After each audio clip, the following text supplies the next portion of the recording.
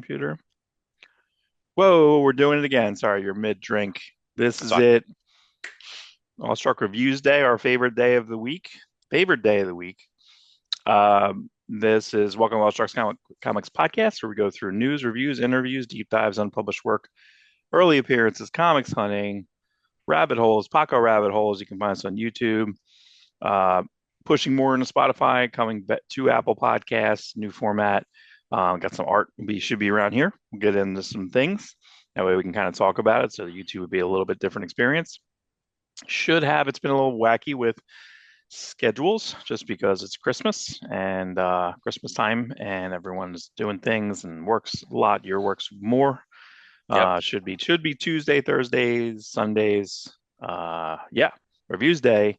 So really big week. So we need to just go into it, man. It's really, Let's really, dive. really big week. So let's do the shallow dive in. Shallow dive.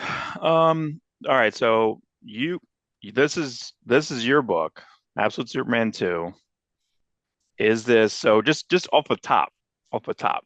What are you ranking one, two, three? Is this moving? I'll tell you my order. Is this going? You got to rank all three. You have each issue. They came out the same week. Which one you grabbing first? I want to read. I want to read Absolute Superman first for the number twos. I think Wonder Woman still pulled ahead Hmm. this time, but still good book, good solid art, good story. I'm digging it. I think I want a little more Krypton this issue. You can't Mhm. complain when you don't get the story that you want. Um, We complain. we shouldn't complain. We shouldn't, but we do. Okay, but it is it's hard for a lot of fans to separate fan ideas from creative ideas. Like, oh, the writer should have did this. No, the writer did what he wanted to do. We know what we want to do, but we're not writing it. It's very easy to criticize after the fact, but it's very hard to create entirely. And Right, a lot of people forget that. But right. I'm still trying to kind of get the world. Uh, is this the same world as the other two books? Do we know that for sure? yes, yes, we It do. is. Okay. They So they the set that up in the in the all in. special. Yeah, Okay. So Peacemakers is the whole faction. We haven't seen that they talk to someone later in the book, but is that actual Peacemaker or that I don't know if that's Chris or not. I don't know. I feel like it's not. I feel like they said someone's name, but I don't feel like it's actually Peacemaker. But right. I feel like they did single one out.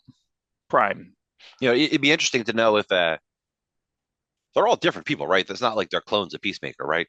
Did Right. they? Okay. They're all So white. All white. I know that doesn't bode well for anyone. What It's interesting. you know what I thought of when with so he basically and I didn't spoil this for you. I knew about this cape thing a while ago. And I almost spoiled it for you one time around the phone. I decided to not.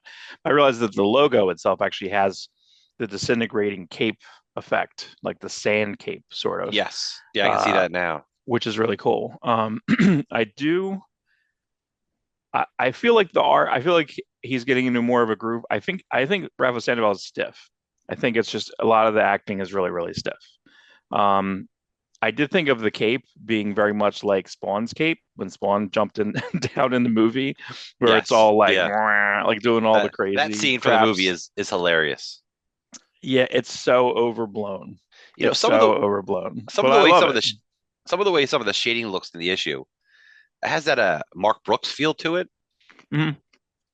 Well, yeah, because he's doing shade. Like, look at the second page in there with the explosion and then the smoke down. So the smoke clearly may have been in black, or I'm not sure. I am not sure what he's doing, what he's drawing with. I think it may be some digital stuff, but yeah, the smoke is it looks more charcoal, and then the colored smoke is like a brown. So that's the Mark Brooks brown situation. Yeah.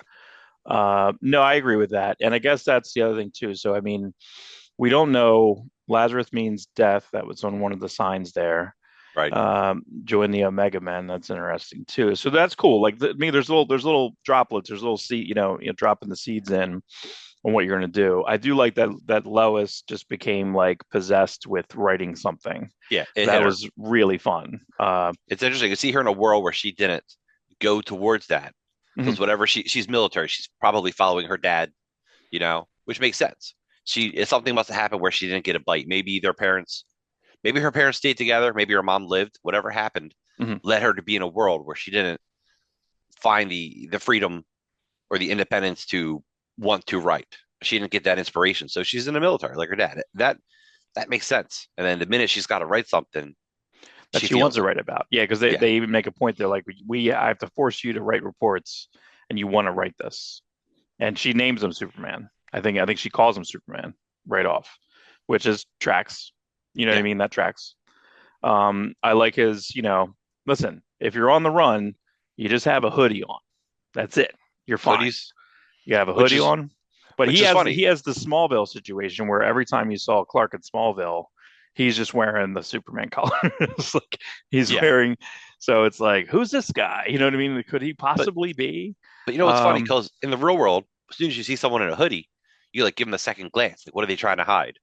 Like, and yeah, and and it there's even more tragic problems with wearing hoodies that we don't want to get into. But still, this week, yeah, right. yeah, Topical, topical. topical. Um, so yeah, the hoodies. It's always funny. It's always like we got to hide amongst the people, but there's always people like wearing hoodies and cloaks and like no, you kind of stand out. You, Right, right. I'm Yeah, wearing baseball. I'm wearing a baseball cap and sunglasses. Guess what? yeah. Somebody's gonna look at you. It blurred a little bit during COVID, where they have to put like things on the front door. They're like, "Don't wear a full ski mask, please." You know what I mean? But there was a lot of almost. I mean, everyone looked like a robber, right? We all look Yeah, like, so not wonderful, not wonderful. Yeah, I think the coloring is really. I overall, I feel like this is getting somewhere. I want this in a bigger chunk. I feel like this should have been. I feel like one and two, if they were squashed together here, I would have liked this a little bit more. Um, yeah, because Absolute Batman had more room to breathe, and these had to stick with more typical page counts. You right, know, right, right. it Yeah, definitely gave it's Absolute Batman an advantage from yeah, the I start. I definitely think that I still think it's for me it's Wonder Woman, Batman, Superman, so that's my order still. I think Wonder Woman is still eclipsing. I was in three shops this week, four. No shop, zero. In four shops, no absolute, I was going to say All-Star. No absolute Batman at all. I saw Absolute Superman 1 seemed like a first print in the fourth shop. No twos, and then the black and white Absolute Wonder Woman, which I think came out maybe last week, black and white. So no, and I want to say there's second prints of Wonder Woman 1 too, or at least there's one. I feel like you should have a Wonder Woman 2. No shop had Wonder Woman. No shop had a reprint of one. No shop had Batman at all, and only Interesting. two out of four shops had this You know, Superman 2. they should bring back the bumper editions where they would collect the first two issues. Remember they did that with Yeah, I League of like that. Extraordinary Gentlemen and And it'd be like a dollar more. It wasn't. It was a dollar more than the regular comic typically. Two and ninety nine comic would be $3.99 bumper. because DC hasn't had something like this in quite a while. And two different times this week, I told people to check out these books. One, a friend of mine Yeah, was like, "Oh, my kid wants to buy paper comics. What should he too bad. read?" I'm like, yeah, it is too bad you can't find it, but I'm like, these are the books to look for. These are books for that anyone can jump into. I said, just let him know that it's not what he already knows. Everything's different. Everything's different. And Yeah, it would be great. a Great. girl I work with, just I just found out like she used to be a big comic collector. And she's like, but I sold them all. She goes, I don't know what to get into now. I'm like, oh my God, what are the chances of telling two people within a week? This is a good jumping on point. This is fun. Yeah, Marvel doesn't have, you can't really point to Marvel because I even think that the Ultimates are a little closed. You like them more, but I think they're closed too. Ultimate X-Men is not X-Men. Spider-Man's kind of Spider-Man. Spider-Man, it's Peter B. Parker, kind of, Kind of. essentially.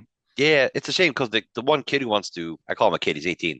The kid who wants to buy paper comics, he's like really into Captain America. And I'm like, I don't know if I could suggest that. Because as No. Straczynski's Captain America runs, it's good, but it doesn't feel like Captain America. The most recent issue or two is particularly interesting, but it's not like I would tell this kid to buy this Captain America. You and I had a discussion like, what would we tell him to buy? Well, the John Cassidy story is really good. The Wade Garney story is really good. The Liefeld Heroes Reborn story is really good to hand someone. You know, uh, Yeah, there's a complete collection of that white and you and cover. I Yeah. both agree that like, oh, well, you and I came in with Ron Lim, Streets of Poison. the stuff before that. I said Streets of Poison right off. Yeah, You and did it's right off the funny. bat. I saw, and that's a good So epic. That's an epic. But again, the epic collections are like $35, $40. Like I it's not. know. There's no such thing as a $10, $15 trade for Marvel for the most part because they make, I guess, a good amount of money. A lot of the collectors like the epic collections, and then DC's finest are DC epic collections. They're putting the year on the end. They're not putting numbers, which is nice and smart. Have you seen that Batman thing that they're doing where they have like 48 issues, 48 little hardcovers of Batman? Have you seen that? No. It's like almost like a Time Life club. And there's one guy, BJ Kicks, which is the Comics Are Dope YouTube channel. It's really good actually. Plug to him. It's a good show. But he has chronicled, he's picked them. They've not come in order. They've come damaged. The coloring isn't as good. The paper stock's thin. I don't know what's going on. DC's not making them. It's some other company making them. Now I heard that like if you ever looked at an Eagle Moss trade, you ever see one of those? Yeah. That's like the UK. They look good. They're fine. They're good. They're upgraded. what are these little hardcovers collecting? They had a Long Halloween part one, which I think he got part two, but not part one. Like there's a lot of issues with it so far.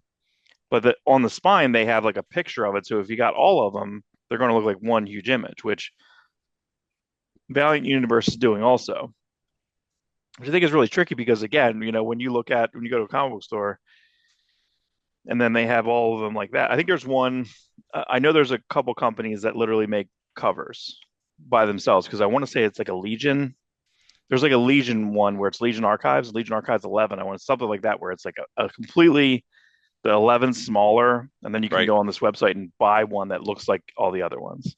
So trade dress across should match, What but had the Frank DC did Miller? a bad job because DC will have the different logo up top on that, so that'll look Right. different across too. Quick interjection. Was it Mm. the first Legion DC Archives had the Frank Miller cover? Oh, I don't know. Do you remember that image? That was No, really cool. Frank Miller drew a Legion cover. I thought it was for the archives. That's how I kind of picture it. Not positive, but I don't know. Just it's funny. It's a callback to yesterday's or Sunday's news show where we were talking about Frank Miller covers, and that just popped in my head thinking about that Legion collection. it's kind of familiar. I'll have it up there. It'll be up there. That's the advantage of the drag and drop. Um, The but Dragon drop. We're not even talking about Dragon. no, Oh, that's dragon. horrible, dude. Cut, Um, cut. No so bad puns. I think I'm exhausted from Action Comics. I want this to be I want this to be every other week because I feel like now I'm in like the politics of the Candor stuff, and I think you probably I mean You you're know, when you get weekly, you can really get into some minutia. Um, I feel like I needed to breathe. I need a breather. That being said, you know what? Okay, I want to yes and no. I think the Supergirl story, as decompressed as it is, I think that's fine. And I feel like that's going to be a great trade whenever that right. comes out. I feel like that's going to be great. The backup story. Right. And maybe it's the length. Maybe because I think the action story is almost full length. Is it 10, 18, 20 pages? I mean, it feels full length. Yeah.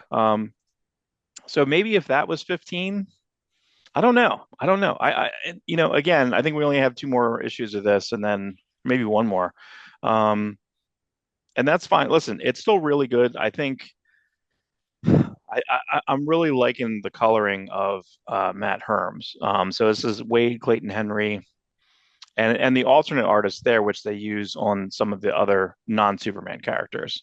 Couple Yeah. things. The Superman going into the sun. I'm sure you love that. I was disappointed. Steel and Natasha build him a new armor, right? Correct. They build him an armor to help protect him because they're not because the sun's being messed with. They don't know if his powers will be strong enough to protect him from the sun, even Look, though the sun powers him. they It's should a always have an armor, and the armor should look cooler. There should have to make an armor. All right, that's what I'm saying. Mark. The answer is he should have a supermobile with giant hands that come out that help punch sticks. Correct. Why? Yes. Mark Wade. Mark Wade, bring us the supermobile back and give Hot Wheels a new reason to give us a new supermobile toy. I mean, if you're going to wipe it out, and I guess last week's Superman had some costumes that were there and were not there, and some of them were some jergens. Like you've already had a lot of examples of like good Superman like space costumes. The Lost costume I think is really good too. The white Lost costume. There it is. What was that? The Supermobile. That's the Corgi Supermobile. Oh wow. Oh, with the fists. With the wait a minute. Ready? Please be careful. I thought it was gonna come out. No, Wow, how dramatic. I know. Supermobile. I should have this stuff lined up. I also got the superpowers version, Hmm. which is missing the fin. I gotta get the fin. This was a yard sale find. Oh really? Oh nice. Yep. With the toy or just the vehicle, Toy I not got toy. separate. I had the toy Okay. for a while. When I found this, I'm like, what? I'm buying it, even if it doesn't have the fin. I wish toys weren't so expensive. Like, so for example, like I'm wearing the Bat manga, Jura, whatever Ito. Um, they made a superpowers version of that, but that's like $20 or Who something. made it? Like McFarlane? yeah, McFarlane, yeah, yeah, DC McFarlane. But then they have that for a full, uh, and those are 35. Come on, man. Yeah. Um, I would like to have that. I'd like to have this Batman with the Spider-Man manga toy, which they made also. So that's maybe eventually, maybe I get a lot of Christmas money or something. I thought about selling my Prince collection, my Prince vinyl collection, because I'm just not getting enough out of it. I'm just like maybe I just convert this. I was telling my girlfriend this. I'm gonna maybe sell it and let me. I'll do this and this. She's like, you could probably buy like some practical house stuff, like, and I'm like, I can. And, like to me, I'm You like, oh, can I do, but I'm converting. But to me, if you it's a can buy hobby, toilet paper rather than hover your ass over the sink. That would help. I, The but you know what I'm talking about. Like if you sell something, you convert that money into something you're gonna buy, right? yes, I capitalism. I use I use my Apple Card to just build up that Apple Pay. So I pay all my bills as much as I can on that card. I get my gas on that card. I pretty much use that all the time, Yeah, all the time. Right now it's like $47, something like that. So once it hits over a certain amount, I'm going to buy that Alex Ross book I want. Right, yeah. I always tell people like a if you week can away afford from it, that. if you're in a comfortable position, I use my credit card to buy everything. You pay it off every month, Mhm. and then you get your points. So I make like $50 a month, $50 to $100 a month just in points. Like I Right. wish I could put everything on there. I wish I could put like my mortgage, my electricity, everything. You know, Yeah, I put my electricity on it. can you I imagine do that. putting your mortguage on there? How awesome would that be? Put my car payment on there. Right. Like just Yeah. just get all these. Oh, You make like $200-300 a month. I guess I gotta look that up. There, maybe there is something. Maybe there You is you something. can pay stuff with your credit card, but then they charge you a fee, and the fee is more than the points you earn for the Where you most get. part. Yeah, yeah, I've looked into it. yeah. No, I'm sure you have. But yeah, but Because look at so just to go to this. So I'm sure you liked I the don't know why last we're like talking, four pages. I know. but just yeah, I don't want to rush through it too much. But like, there's pages where Superman's catching everyone. Like that page is posted. Oh yeah, yeah, yeah. That reminded me of Um, Iron Man 3, where Iron Man people thought of 3 the and Clayton Henry. I don't know. He's got like a is it a Chris Sprouse feel with Superman's arms. It seems a little Mhm. longer than normal. Like it's still the Clayton Henry style, but I'm getting a little Chris Sprouse ish from it. Chris Sprouse for me drew Alan Moore Supreme for a bunch of issues that were just incredible. But then yeah, what are you talking about now at the end? Are we Yeah. we're So spoiling it? We're spoilers. If you don't sure, like spoilers, get the f out. But if you but love spoilers, stay the f in. but he has to.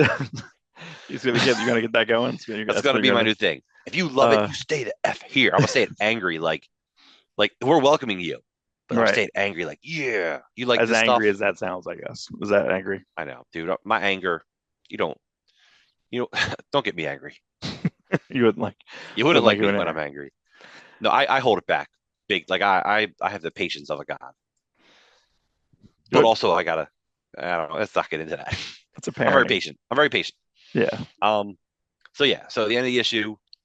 It was such a cool. Listen, this is a cool moment. Is that what you want to talk about? The sun. Yeah, I mean, he goes into the sun. My whole thing is if you have 4 pages, three, I think it was only maybe 3 or 4 panels of the costume, right? So he has a thing that's basically like, it's gonna be destroyed. he knows it. He knows that's Hmm. what's going to happen. So, but yeah, so when he's kind of bathing in the sun at the end, which I guess he really needs to, because then what's coming out of the sun coming at him is all the prisoners, Right. which is really scary looking, actually. That's great. That's a great image. Yeah, No, this it's a this is the great. best. This is the best he's ever drawn. I feel like this is the best stuff he's ever done. It's really good. All the villains' costumes look awesome. That is a great. It's a great page. Another good page I wanted to point out to you. You can add it now. The page where Superboy or John Superman, Supergirl, they're in like a spaceship, Oh not a yeah, yeah. supermobile, but a supermobile looking thing.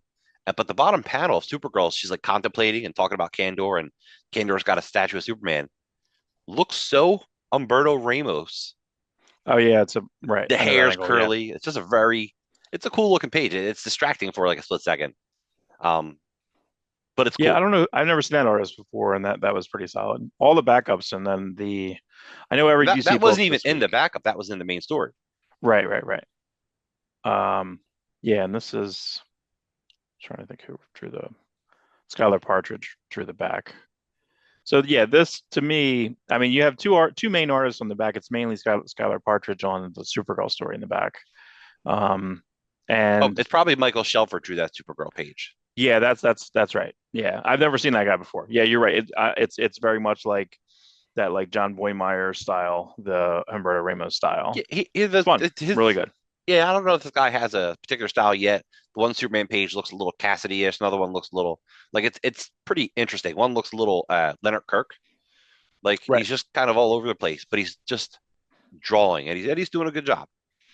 But right, the right. Clayton And Henry stuff, poof, where he's yeah, like that's the like page after he he's punches been in like 20 years, I guess now, right? Probably at least. probably 25.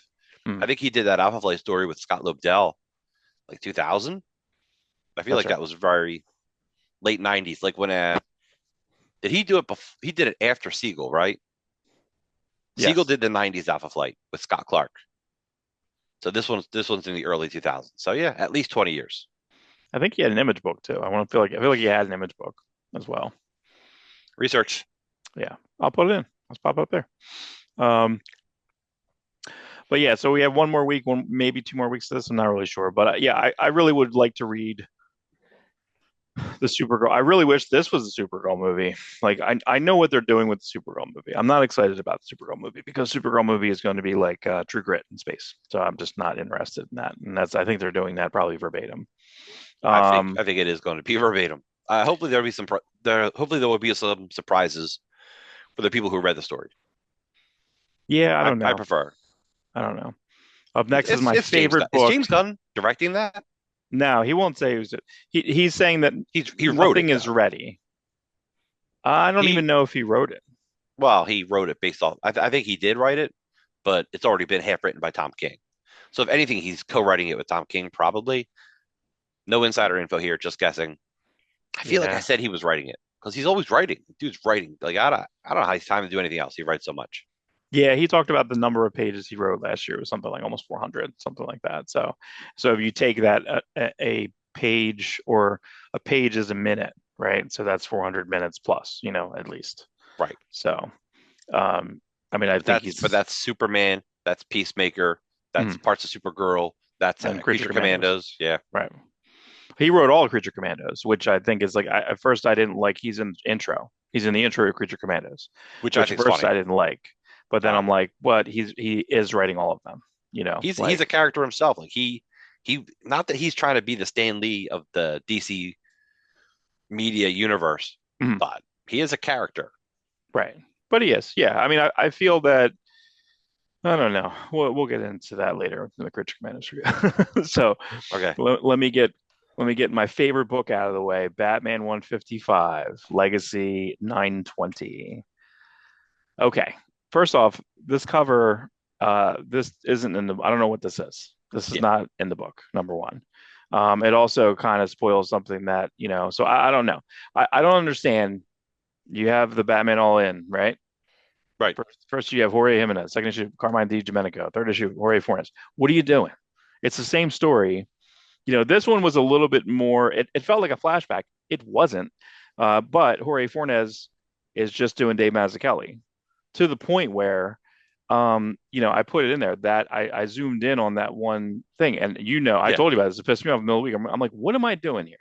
So then I'm going to have both of them up. This is literally the end of the third book of Batman Year One, of him sitting at the end of the bed. So you just have an older version of him. I don't know if I like this. Listen, this whole everything in this story makes me crazy, right? I don't want Batman to have like a brother who is like what was Greg Kinnear's character's name? Captain something Ultra or whatever. Like, Captain Amazing or something. Yeah. yeah, right. So this character looks like he's like wearing billboards all over him, right? It looks like he looks like a NASCAR. Like there's got a shield, he's got a cape, he's got a star on his face, he has like almost like a little mohawk thingy. Right. He has his abs are it's I just no Commander Star, and it's like okay, I don't know, I just hate that. I didn't. Then you have Batman having a bad dream, I guess. But did this happen in this continuity? I guess. Can they throw out that maybe he walked in and his dad's that really happened is maybe slept with a different person, then he walks in on that, and then you got Jim Gordon with blood all over his head. A good image, but I just was like, I don't know. Everything makes me crazy. The problem is though, and he does this every issue. I feel I like the last three pages are amazing. The last three pages are awesome. And then, because he it's a misdirect because it's like, oh, it's the Mad Hatter. The Mad Hatter is making, because you don't want to believe. And most of the first half, Hmm. it is successful. There is some skill. I think that Gordon shot the mayor. I think he did. He has complete motive. He has a million motives. Right. He did shoot the mayor. Technically, he did shoot the He mayor. did. Okay. And then they kind of just figure out that he's mind controlled. So maybe it's Mad Hatter because Mad Hatter technically Right. would make sense. But I do love that, the second to last panel, again, spoilers, stay the F in. Um, you couldn't help but sign your work. So what's Yeah. in his glasses basically is a bunch of, uh, you know, Mind control technology, nanotech. Well, it's nanotech. Enigma tech. It's Enigma tech, That's but he right. has a question mark in the two Not Jervis pieces. tech. Right. Oh, there you go. Jervis tech. Like it's So yeah, again, you got me on the last two pages, but now I didn't I was going to look it up, and I just well, first off, no research, but I don't want to look it up because I'll just be mad no matter what it is. If the next issue is going to be Jorge, it's not going to pick up. Batman doesn't get taken down by Court of Owls in this. That's not a thing. That's what's on the cover. Doesn't happen. It feels like Batman Year One in most of the book where you got Gordon walking around. I don't really know if I like Gordon and Bullock having like a private detective. When did that like? No, I hate all of it. And then I just dislike it very much. Okay, that's it for me. So, in So other words, you're saying it was a great issue. other words, I'm saying I really like the 70% of it, but the 30% of it makes me crazy.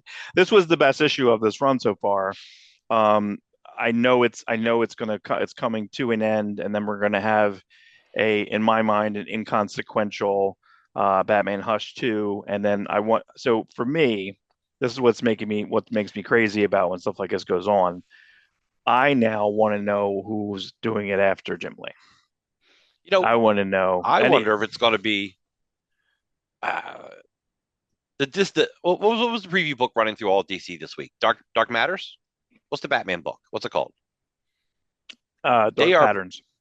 They are promoting the hell out of that book, and I don't know anyone who's like jazz for it. Just Like me. it's like Just nobody's. me. It's Because good. Hayden Sherman, I like the symbol. The cover to number one's fantastic, and Yeah. it's funny they didn't show the cover to number one. The cover to number one's fantastic. It's a huge symbol, and just like I think his fist at the very bottom, like that. Um, this the backup was, I mean, yeah. So I almost want to say in the last that was in every DC book this week. Had five Right. pages. Right. If they didn't do the Vanity Project, the Long Halloween colon, Last Halloween colon, blah blah blah blah Right. blah, Right. Tim Lee. If you wanted to put this Hayden Sherman different than Absolute Wonder Woman Hayden, that's what I'm saying. This guy's amazing. We need to do like a episode on him because I don't know what's going on with this guy. This guy's No, making me he's crazy. It's amazing. That's a thin line Tim Sale. That's not the same. It feels like it's not even the same guy. no. It doesn't feel like the same. You're right. Like Wonder Woman feels like a Raphael Grandpa, that type of style. like a Yeah, mess, a little bit messy.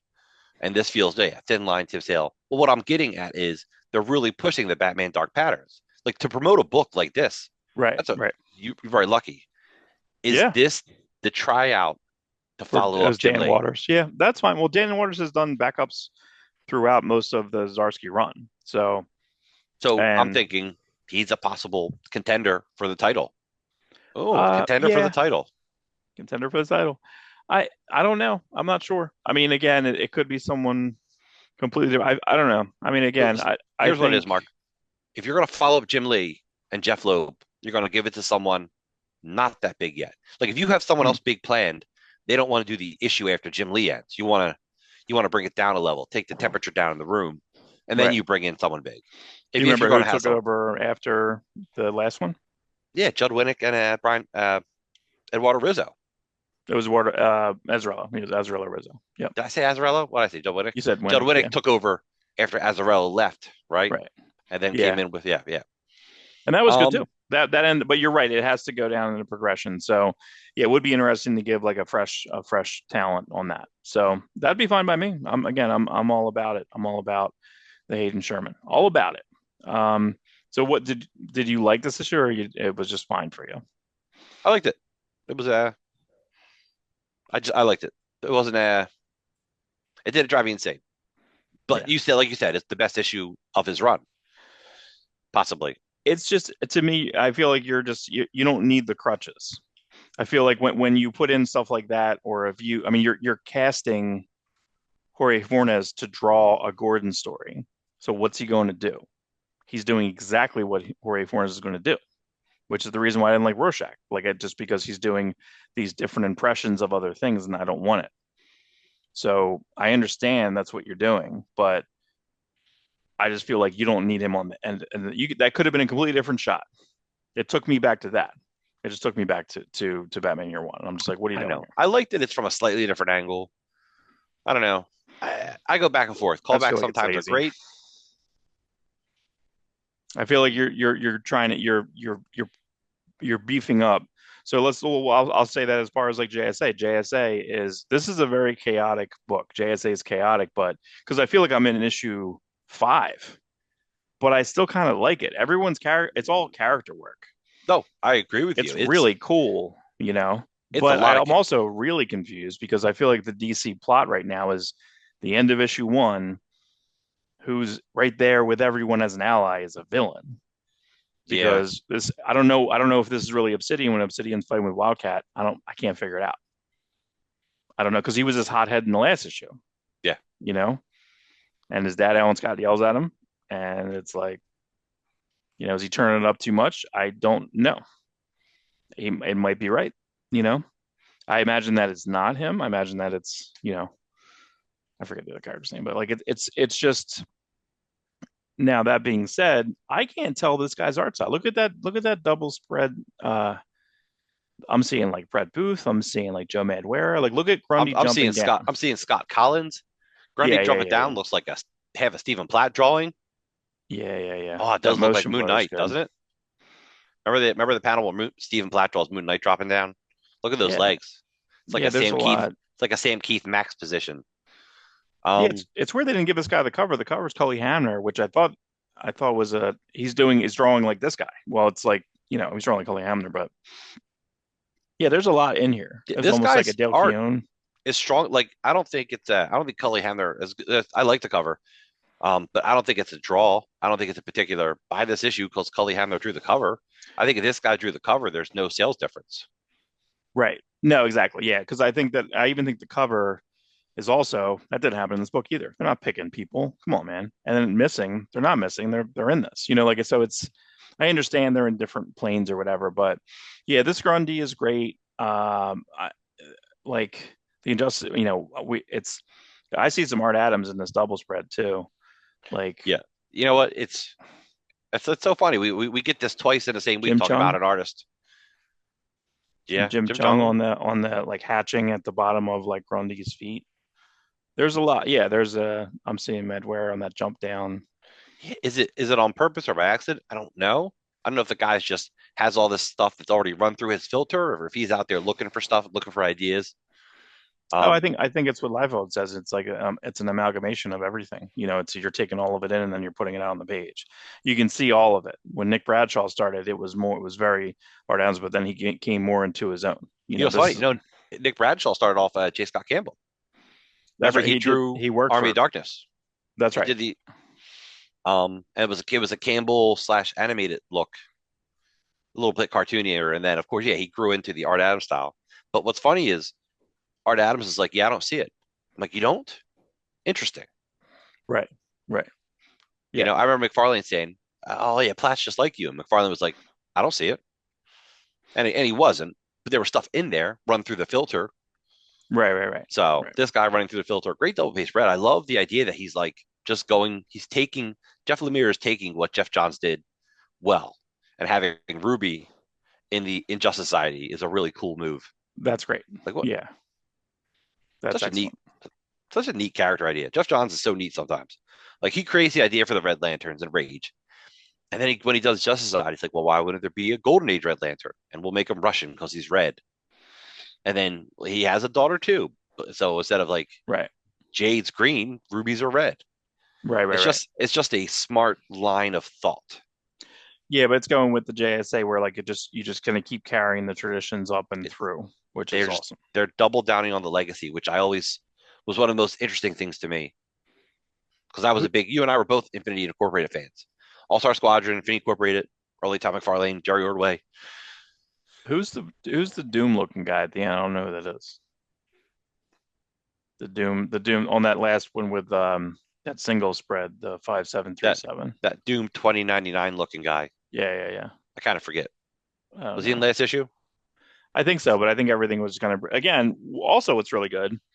When you read 50 comics a week There's like 3 pages of like at our age, of nothing going on in this. Other than that, it's all action, which is really cool. which is really out The of, numbers are correct. it doesn't feel like Jeff Lemire. If you had handed me this comic and not told me who wrote it, I would not have been able to tell you it was Jeff Lemire. Ben Rab. No, it's not Ben. Like, but it's It's you're right. it's definitely It's not Ben Rapp. right, but it's definitely just a consistent. Here's a action DC book. Period. Yeah. So I can't really, but you're right. You're right. But it's very good. I really liked it.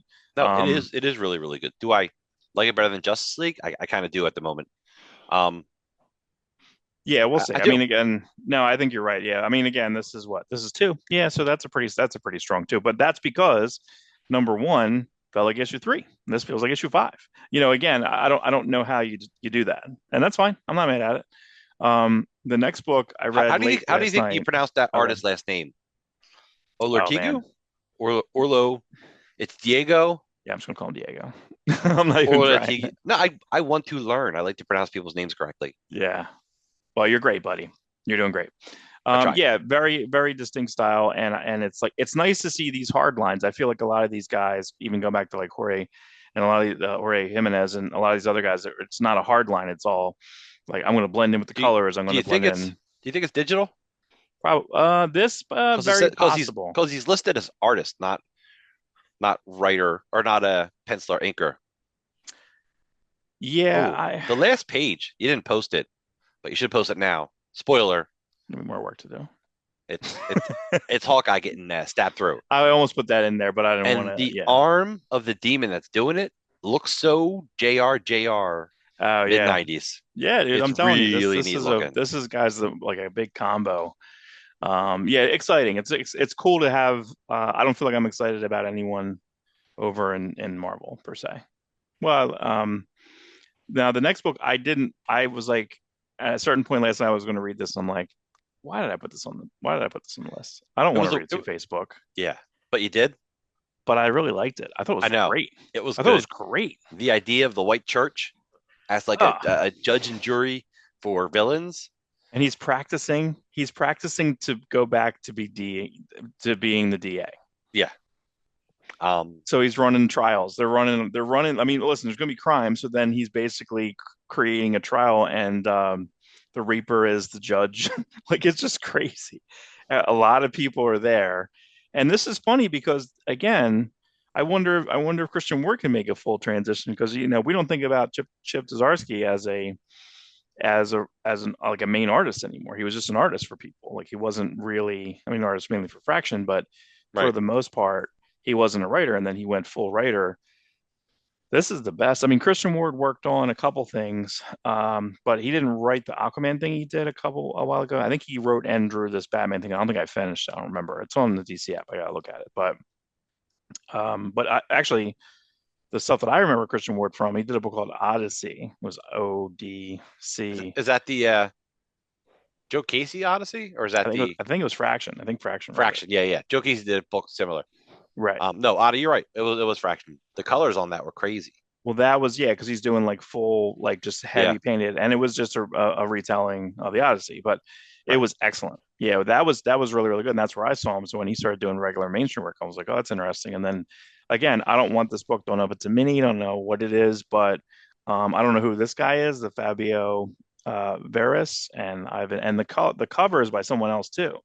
So I didn't really love that either. But the because again, same thing. I don't think the guy who drew the interior I don't think the guy who's drawing this cover is It's going to an sell more. It's not it's going to yeah, sell you're right. more. It's another case of that. We're you know what we're coming down pretty strong on that lately. You and I, because I think you and I had a discussion about Cover A. Amazing Spider-Man. Like the artist of the book should do the cover unless it's a fill-in Mhm. where you want the a regular artist to draw the cover, or you have something really That's special about traditional. it. Yeah, that's Yeah, a traditional thing. Because you want to sell that many. If you know it's a fill-in, it's a different color cover. It might not sell as heavy. right. You know, if you're getting Spider-Man and then you know it's fill-in inside, but if it's McFarlane or Larson cover, you're just going to keep going. You know, Yes, was there a fill-in? Was there a Bagley fill-in with a Larson cover? Am I yes. thinking that correctly? The one where he fights Boomerang, right? Yeah, 345, maybe. right. So that's what I mean. Um, Is that But that's the traditional way. We in like fact, cover A's. they We like like that cover cover so A's. much they use it for the Eric Larson omnibus. Oh, that's right. Yep, that's right. Personally, they probably should have whited out Boomerang though, because The like, yellow. Yeah, no. well, like, like, It's a it's cool like, action. no, it's a You great, know. but like for the cover of an Eric Larson omnibus, it shouldn't be. It's a great Spider-Man pose, but like, here's a Mm, villain that in the issue is not actually drawn by Eric Larson. right, right. Just funny, Yeah, just a I funny feel like move. I don't even know who did this cover, but like it wouldn't have sold more. It's not a better drawing than what any of the interior drawings are. This was interesting. I thought the art was, again, in certain areas, like a little thin, but I'm getting It Marco, does the job of telling the Javier story. Polito. I'm getting a couple different people here. Yeah, But I put in the Zoom panel of him talking. So when he gets home, basically he's just talking to it's very Hulk, right? Where Hulk's talking, it's like you have Banner talking to the monster. Here you have, yeah. in control Harvey um talking to, the bad Two Face Harvey. talking Yeah. to Two Face. So it's like a Jekyll and Hyde, but but you're in, and then the last page I think is just really cool. He's in a prison inside of his brain essentially, and then when they go outside, it's like a beach sort of, and it's and even then, and I wonder the colors are Ivan Placencia, but you can see on the last page. I mean, he's just being like, "Hey, Christian, I'm doing some of your things," because Christian Ward's colors are similar to this the texturing, it's in the sky right there. That's what I think of when I think of Christian Ward. I don't think he did this, but I think Ivan's saying like, "Hey, buddy, I got you." But all the colors inside the book for the main part are Christian Ward colors. It's purples and reds, and the mixture of that. Even the texturing on that zoom in behind, scary one face. I don't know what you call that. Really frightening. And it's not, we're Two Face. You're not the district attorney anymore. We are Two Face. We've done so much, which is similar to the Tom Hardy I'm Venom, which I dislike, but I get it. So first off, if you go through, Christian Ward wrote it, like you said, Fabio Vadas drew it. Ivan Placino did the colors. He Yeah, yeah, was he Larson's guy for a while? He was like an image colorist. yeah. And is that the same person as FCO? Was the Sensia? They have the same name? Is that the Possibly, person? possibly. Um, and the cover, Baldemar Rivas. I Again, don't don't know know who who that that is. is. No. Like, so why is that more? Why is that a better choice than Fabio? Why wouldn't you have Christian Ward? So the Thundercats one shot this week had Declan Shalvey did not write it, but Declan Shalvey is kind of the spearhead of most of the Thundercats. So the Yeah, first cover there was a Declan cover. And but even with that, the artist inside that, that could have I yeah, but, think he yeah, might but have had cover E. the first variant cover is Christian Ward. Well, why wouldn't you have a Christian Ward cover? Yeah, just have Christian Ward. Yeah, the Christian Ward cover would be I mean, he might even tone it down. He might be less The Christian Ward, the other like it's variant a cover was by Chris Samney. right. Like Chris Samney moves books, you know, Yeah. right now. Yeah, I He didn't look at the other ones. weird choice. Weird. I don't know. What do we know? Yeah. We're just What do we fans, know? What do we know? Speaking of Venom, right? Marvel all right? new Venom. I hated this book. This book was making me a little nuts because I didn't read Venom War. So you had to I basically read Venom War Yeah, I've become a to get to Venom this. glancer. Yeah. Prior to this book, I've become a Venom glancer, where I just kind of That's a very good. We got to phrase that. That's a good phrase. I'm a glancer. Where you're yeah, just kind of looking I, at ju- it here and I just there. yeah, I look through every issue, but I'm like I don't care enough to read it. I've kind of been that way since Kate's run ended. Like I Mhm. try to get staying with Ewing because I like Al Ewing a lot, but I don't always love Al Ewing. And Right. I was reading it still when Brian Hitch was drawing it, Well, that was but helpful. Yeah. it was helpful. Mhm. Right off the bat, this cover, to Adam Kubert, it's a That's nice great. cover. It's a That's a really good great cover. cover. Yeah, that's yeah, it's inspired, man. Listen, I think Adam Cooper could phone it in, man. Adam Cooper's 60, 65 now. Yeah, He could phone it in. This is and the next cover looks amazing too. But this is very, very inspired. This is the best. And not no slouch. I it mean, listen, this is a cover A, no problem. Not that different from the interior cover, who it does feel very much like actually like Leonard Kirk, we talked about earlier. Hitch, like that second image I have of the gold and the gold accent is really good. It's really nice. So this here that I'm coming in, but don't you think we should know who it is by end of issue one? No, like I mean, but did we know who Red Hulk was until what? Until what issue? Six? we had a It guess was a early while, on, but they tried to do a red herring on us by not having Red Hulk have a mustache, right? which isn't doesn't look like an issue in the movie. Uh, Right. it's a weird book, the Venom book. It's a courtroom drama for the most part. Getting interrupted by villains, which is a very typical story. It's a story we've seen a lot of times. Mm. Let me just go back. Let me go back to this cover for a second. It's so weird. I really, really, really like this cover, and it's the way he's swinging is very 90s. Like it reminds me of like really good Mark Bagley, like Bagley at his best. Like Right, right. Look, it's a good logo too. I feel like logos are. Let me go back to that Two-Face logo. Yeah, yeah. I mean, I think the Two-Face logo is not inspired. This is an inspired logo. I like this logo. That's really good. It's different than again. It should be as all new Venom. 240 legacy numbering. well for Venom, yeah. 240 Venom comics. Oh my lord. And that's like, well, Oh boy. that's all the miniseries prior Yeah, to that's no Venom War or anything like that. It's just the, funeral pyre, uh, the madness. the madness. Yeah, that's the one I was thinking of. And obviously starting with Lethal Protector, but that doesn't And include then any of Lethal the. Protector 2, which is Lethal Protector again. They don't count It's that one. called That's not in the legacy numbering. They don't Stop. count any I Venom know. miniseries after, I guess, After the Donny Cates ongoing. run. Yeah, Right. The Donny Cates run I think is the best run. It added continuity. That's why I you saw Venom 3. Yeah. I yes, yes. and I should maybe see that eventually. Because I would because It's that does wrap it up. touch some of that stuff, right? I never saw the first one. I never got through the first one. So They're all rough. They're all weird movies. They're all weird. yeah. I don't hate them, but I don't like. Hell, make sure you see Venom.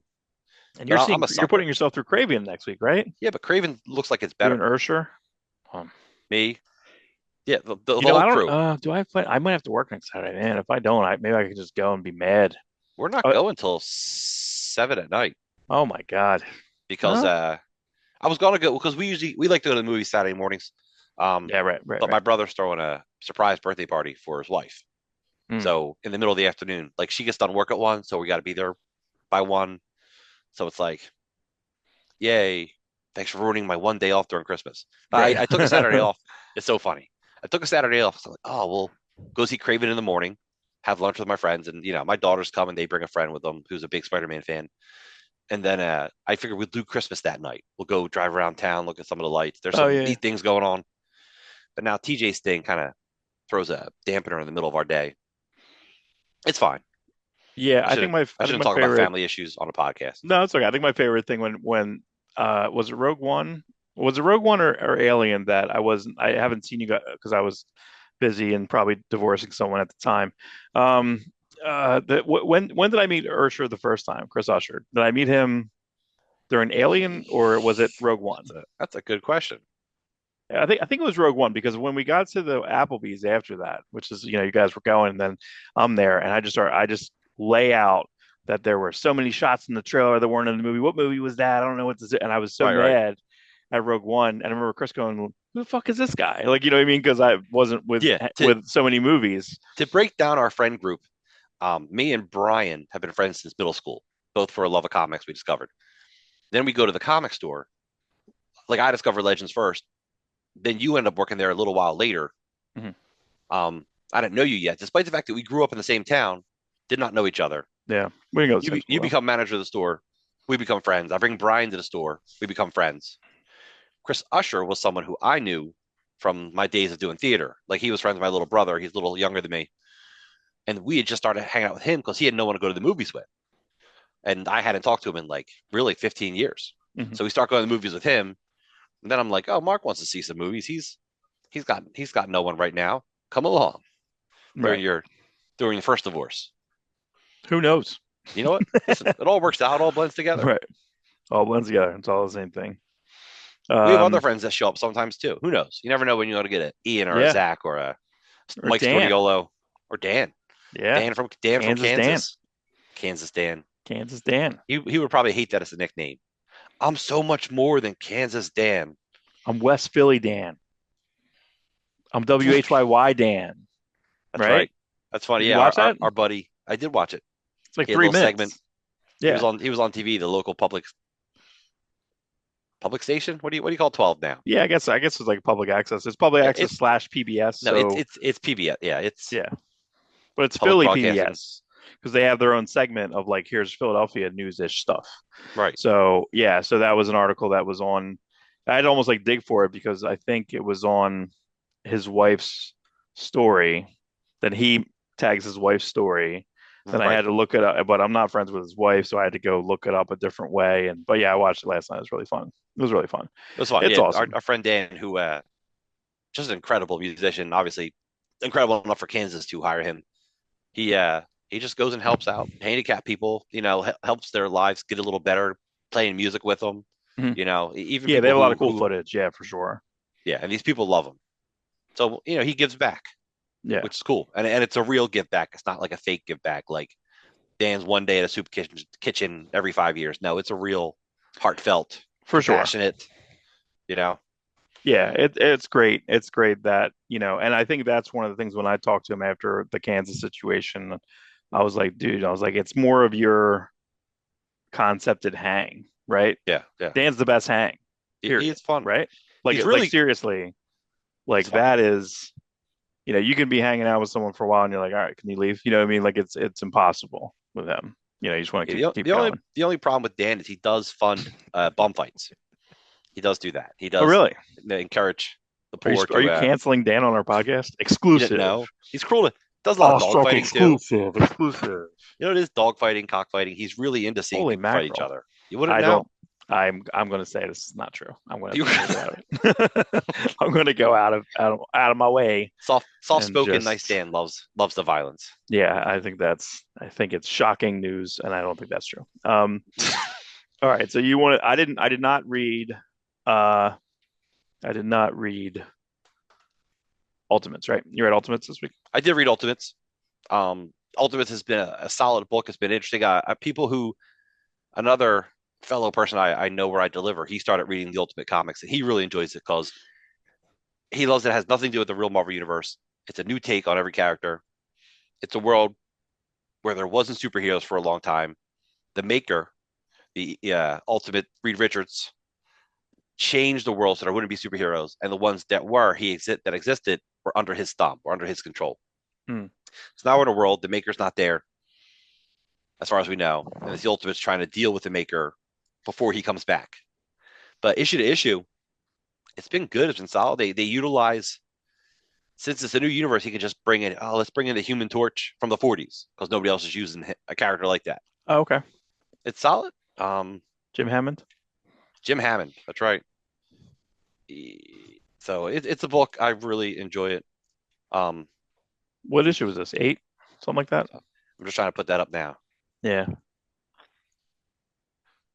I'll add it in. I'll have it up there. Oh, it's issue seven. Issue seven. Seven. Okay, close.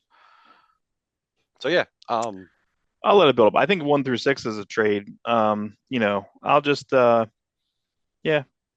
I'll check it. To me, I feel like Ultimate Universe was like a false start. I think they're trying to get it back because they're doing a special. They're doing like a 1 year later type of special Right. that, and then they're doing a Wolverine with like a face mask on, sort Yeah, of. it is. They're doing an Ultimate Wolverine because they want it all to count. I don't think they plan completely ahead. Like the Ultimate Spider-Man is really in with what the line story is. Ultimates is in with the line story. Mhm. Ultimate X-Men is not. It's just its own thing. It's interesting. It's fun. It's beautiful art, but it doesn't fit in with the rest of the line. So I I think don't doing know. a separate Yeah, I think it Ultimate should have Wolverine just been book. a Demon Days. Yeah. Yeah. She was already doing, Peach Momoko was already doing a book called Demon Days, all these one shots of X-Men characters. Yes. And so why don't you just do that? So, but they had to name it. I think that was, Akira. What was his fake name? So publisher, Akira Yoshida. Ugh. That's yeah, a publisher Marvel uh, in the 2000s, he had a dead. pen name Yes. called Akira Yoshida. Not great. It's not a It's great thing. no. He is, but to his defense, he's super immersed in Japanese culture. He speaks fluent Japanese. He talks to that's how any Japanese artist that Marvel's got, he's went and got them. Right. Um, CB but he Cebulski. CB Swolsey, but he had a pen name, and I know it rubs a lot of people really the wrong way. But I Mhm. think in his defense, he was trying to write a book without like people didn't want to think about like the nepotism of it. Like, oh, he wasn't the publisher yet, but he had a position at Marvel. So when you see Yeah. people with positions at a company, they often will use a pen name. They don't want people to think they only got that job because of their position, despite the Right. fact that that's really the truth. I mean, Peter David was in sales, Fabian Nicieza was in sales, Mark Waid was an editor. Like it Yeah. happens. Tom Brevoort did. He did like layout work as almost like an intern from the original Marvel Masterworks, and then kind of just kept doing Yeah, and things. he worked in special projects doing like Right. the Crest Marvel comics, or I think he helped with the Great. Marvel card series.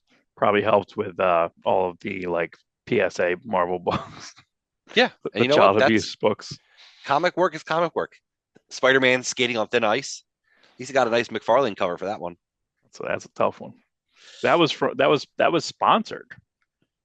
Marvel made money on that because they was sponsored by like Canadian government You as like a know, PSA. So they got paid to do that. yeah, That's fine. it's funny. I wonder if there's something that like got sponsored that like is cancelable now. Like, oh, the American Nazi Party wants to, but they don't go by the American Nazi Party. They go by some other name. I I was can going to say make a I can feel it. I can feel you make the joke. I can hear the joke. You guys can fill in your joke. You yeah. guys can fill in the joke that Rob wants to say. All right. So yeah, I'll throw up some more. Who was drawing that? I don't know if you have that up for Yeah, Ultimates. it was Juan Ferrero, I think. Let me double check it before I say it. Oh, really? Juan, no, I'm sorry. Juan Frigeri. For Jiri. Okay. Well, Yeah. either way. Um, No, I want to say that guy did some Spider-Man work. Yeah. Did he work did some I feel amazing like he fill-ins did. here and here? Looking at the art, some of it's like it's really good art throughout. Um, I can see, what it is? It reminds me like there's like a house style. People talk about it lately, but it's very Pepe Larraz. Pepe Larraz, RB Silva. Yeah. Yeah, It's yeah, it's the House of X, Powers of 10. Uh that became the Marvel house style, basically, right yeah. after His that. his faces don't. Sometimes the faces look like that, and sometimes they really don't. Like his Steve Rogers doesn't look like that type of style, but then like his other people do. It's back and forth. But he does a good job of making faces look different. Like Hank Pym doesn't look like Steve Rogers, and they're both 6 foot tall, blonde hair, blue eyed people. Right, right, right. So That's he's good. doing a good job creating different faces. That's Right, important right, because a right. lot of artists don't do that. A lot of artists just depend No, upon, they're um, exactly the same. yeah, they Who's drawing Danielson Perry? That bothers me about Wonder Woman because there was a Wonder Woman book where they have like six Wonder Woman or Themyscirians on the cover, and they all look exactly the same. And I'm just like, okay, like it's like the same. It almost looks like it's just copied. One, two, three, four, five. I was like, but yeah, yes. yeah. So all right, let's do this. All right. So next is this. I think that who is this? Jeffrey Thorne, right? Yeah. And this is, and again, you have a Stefan Segovia cover, not better than a Jim Toe cover. No No, way, no you are way. correct. You are I would 100% say correct. that a Jim Toe interior, some of his shots of, and I also like listen, talk about faces here. Look at look at Forge's face, right? First off, the majority of this, and I usually dislike this. The majority of this is in like in like an astral plane, basically. It's in A, like it's in a a virtual, virtual plane. yes. The whole story. And then only until the end that I put that image in, it's like the last close to the last page where he has like the glasses on, but his like arm is like connected to the like spaceship and stuff. It's really cool. Now, The whole book is really cool. this is a well thought out, intricately planned comic. This is smart on like multiple levels. I give both Thorn and Toe super credit. Like Mystique and Storm look great. Like touching on Forge's and Storm's relationship. Well, So again, the cover's not speaking to the front because that's not exactly the same timeline of Storm that's on the cover. You have Callisto-esque, yeah, uh, post Callisto fight right, Storm. and that Mystique is not the same Mystique inside. The Mystique inside technically is a costume Also, Mystique did from a different Storm year. also Storm did not have powers, right? When she fought Callisto. That could be right. Yeah, that That's could be Milligan's right. forte. Milligan would listen to that and be like, "Oh no, Oh, okay. Yeah, because he, she's using her powers on the cover. Of course, it's not yeah, really Storm anyway. not really But Steve." um, And but that yeah, Storm's not really in the issue, so it doesn't matter. It's all but basically he's created like computer versions of Storm and Mystique, his ex-girlfriends, to hang out, basically, and talk him through concepts of things that he's doing and working on. yeah. Really great. It's a really good idea. Like it's a great way to deal with things, to heal, to look at things from different angles. It's a smart move. And I love the villain. Like when they're talking about here's the chick who we figured out's kind of behind it. She's been in all these Mhm. scenes. And Right, when they're looking at her, like somehow she invaded the VR program. And right, she right, just right, like she just as soon as you see her like move, you're like, oh, she's there. right, It's like a right, right. very great horror film thing. Yeah, I think this book. I really like these costumes, man, because Marcus Toe is the main. This again. Here's the look. This is not the main artist. We talked about Marcus Toe in the last issue. Right. On it's the best Marcus Toe of his career. This is a totally different toe. It's a different toe. I know that, but I'm saying like that's what I mean. It's well, this is That's Jim funny. Toe. Right. Oh, I see what you did. I I see did, what you did. did there. So Marcus Toe T-O is different than Jimtoe Towe. I don't know why I spelled Jim. I don't know. Mark with a C. Yeah, this is Mark with a C. Yeah, I know. Okay, I'm writing down And your when car. When I go through the drive-through, I always makes fun of me because I always order something. I'm always on the phone with them, yeah. and I'll be like, "Oh, what's your name? Mark MARC Mark," or I'll say Mark with a Yeah, they'll ask you C, what your name is at the drive-thru. You go Mark with a C. and they're And just I'm like, writing Mark. like SUV, gray SUV. You know what I They mean? don't Like care. they don't care. They don't care. I was like, You oh, know? good, because the guy in front of you was Mark with a K, and I might have totally given him your order. Right? Like Yeah. nobody cares. And then Nobody I cares. joked that Mark with a C is the feminine form of the name. Oh, thank you. Like That's right. it's a soft. That's Um, right. so Correct. so back to the comic. When the character, the woman changes, she's like La Diabla Vive, like she Mhm. lives. That's El Diablo. That's La Diablo lives. Oh, Um, I don't speak Spanish. it's very Gotcha Man looking, the costume. Like it's Oh very, yeah, yeah, yeah. I it's didn't cool. realize that. Yeah, but you're right. Yeah, and it's a really cool helmet. It isn't he? It takes the old Diablo design, uh, and just and feminizes it, updates it. It's all virtual, so she's got all the lights shining around her. It's really neat. Jim Toe, killing it. But that's your boy. That's your boy. I mean, he was the Jim artist Joe. for He drew right, Youngblood correct. 75 or No, 75 Youngblood. wasn't that run though. I think he did that No, run. it wasn't. That was the. I sound like a jerk. No, Mark, I'm moron. gonna look it up. I think he did. Worst person ever. No, 77 was the end of the John Malin art I'm run, think I'm thinking and of then 75. right 75 is more of a Liefeld issue. I think he more wrote it. So after 77 or 78, it relaunches again with Chad Bowers, often Liefeld scripter. I think he wrote the first X-Men 97 comics. I don't think they were called X-Men 97 now, but the first comics based off of the cartoon. It was him, Chad Bowers, and Chris Sims, I think. So anyway, yeah. So Jim Toe drew 11 issues of Youngblood, and to show you something, I met Jim Toe at New York twice, and this is Jim Toe drawing Doc Rocket from that Youngblood Oh wow. series. This is more the '90s style that's Gross designed, Mhm. and Suprema Oh again wow. from the Alan Moore version of What is Youngblood. that? Is that black and white and then he's doing Yeah, like a like he a adds a little. This is a little more pinkish. This is a little more reddish. I know, what is hard that to with so. colored pencils? Well, you have to take a picture Yes, of it and I'll pop it in. yeah, I'll do that. We'll So tag yeah, them. tag them, bag them, Uh sell them to the butcher in the store. well that's what I mean. It's better again on par. I don't think it's better. I mean, it's on par with Marcus Toe. So like you have a cover that's Stefan Segovia who's never drawn this book. That's not the same people inside. Yeah, Similar to what happened, but you have. I would have rather had the El Diablo character. There's a lot.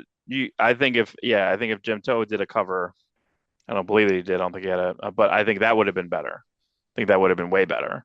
I think You could do I the agree with you. Tron-esque like grid and then have them on it running at her. I don't know. There's a I don't lot of know. I covers. like that they saved the Diablo for the issue, Yeah, maybe next issue you can do the cover that I'm thinking but of. yeah, You know, a Jim Toe cover would have why been didn't you do the preferred. cover that I was thinking of? Marvel, why didn't you do that cover? You jerks. Yep. That's This is how we do it. why. Yeah, this is why Marvel's going under. Yeah. Well, I Every think okay. Here we go. Next, X-Men 8. I don't think this is in the book. I'm going to double check. Pretty sure that's not in the book. Oh, also, why would you spoil this? This is a great moment in the comic. Yes. A great moment because you like This could just be a the next horrible. issue. This could be issue 3 because it's like one, two. It's one.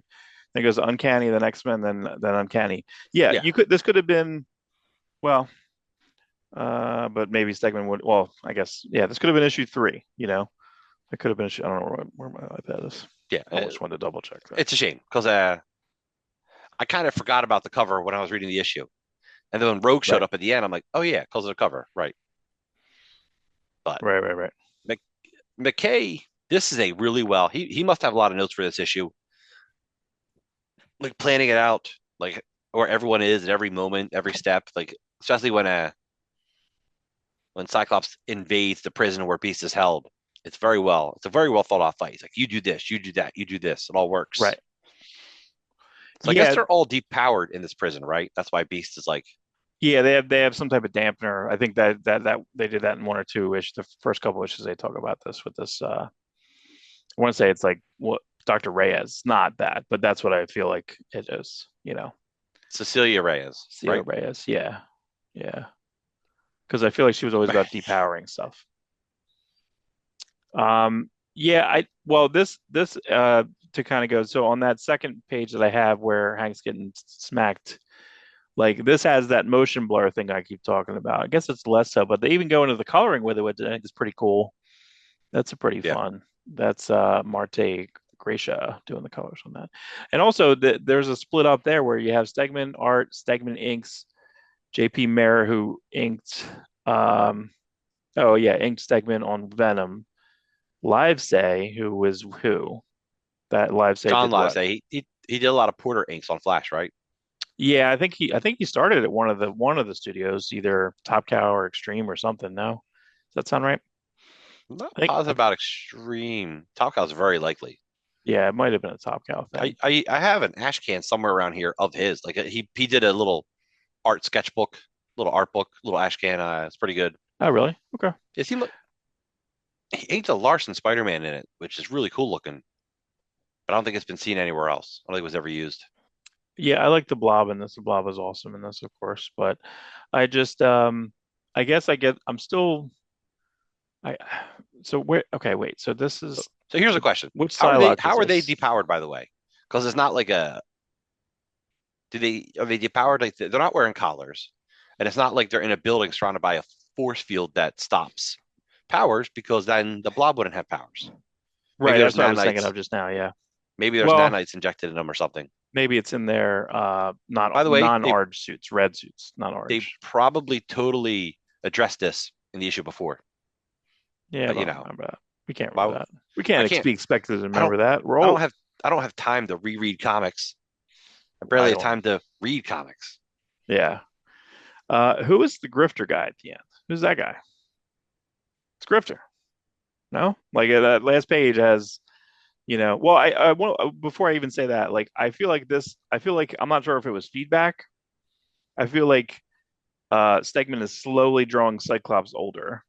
I feel like the first issue or two, it looked like he was like in his 20s. Now I feel like they're making him bulkier and they're doing some things, little minimal things. He's drawing him differently in this one. Not sure, but that's what I feel like. But the last page reveal again, yeah, I would have liked that last page reveal. I just don't know who Grifter is. I don't remember who that is. Maybe one of the new characters, I guess.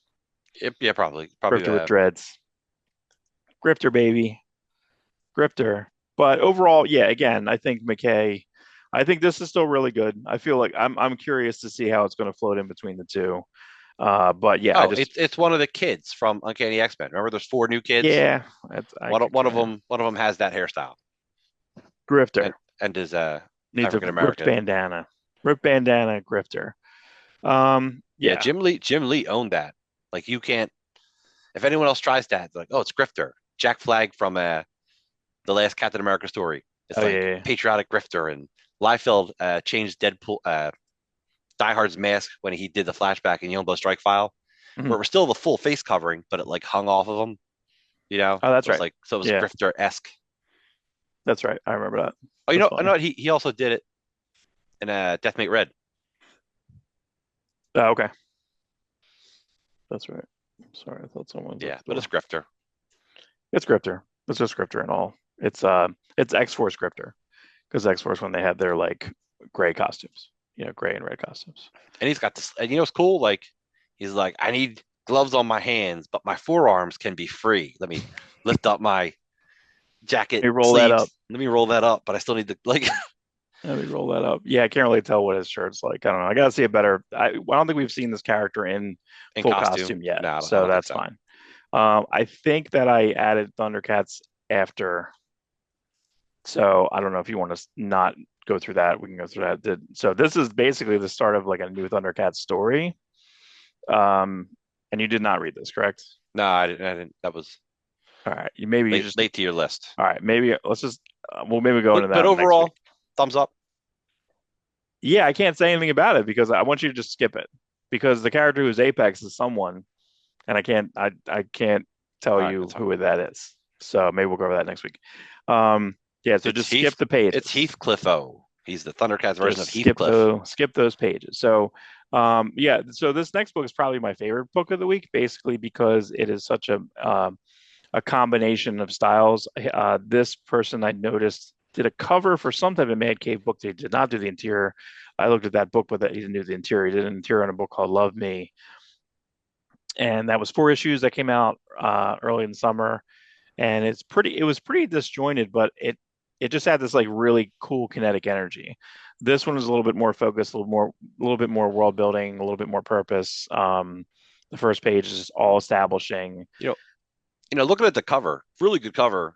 I always get that whenever I see a big dude and then a little umbrella, even though the big dude's not holding a little umbrella, it's always that my neighbor Totoro type of feel.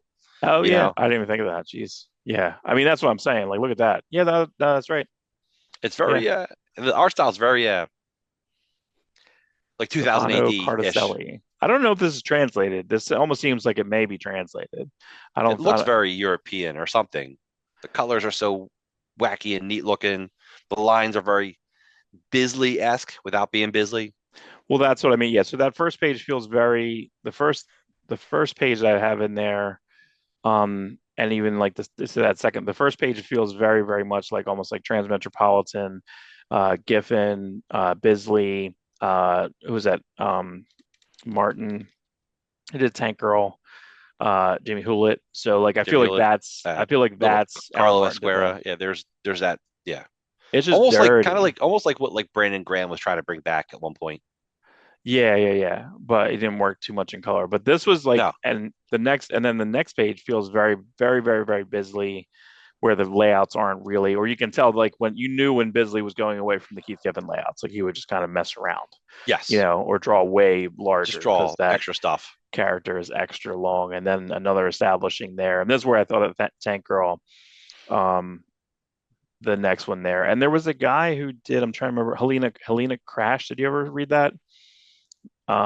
That guy, this reminded me of that because the character here looks like Helena Crash, which was a series, I think it was IDW a couple years ago. That was Anthony Rangel, something I forget his name, but he did an issue. He did like something for Magnola, which ended up being really, really good. But like this I would be curious if this guy ever did like Hellboy, if they ever did like a Hellboy one shot with this guy. Actually, do this whole team. But yeah, they really good splash pages. So like even the next page there. So I guess they're in New York, but it's all sand. Like yeah, that reminds very Mad Max. It's all sandstorm. Um, just nuts, just nuts. Anytime I hear the word Sandstorm, I think of that old club song from the early 2000s. Oh yeah, yeah. You I know haven't what I'm thought talking about about? that song. I don't know. It's I'll like drop it in. Oh, okay, yeah, yeah. I do remember that. Yeah, it's like a trance song. yeah. Um, but yeah, really, really cool.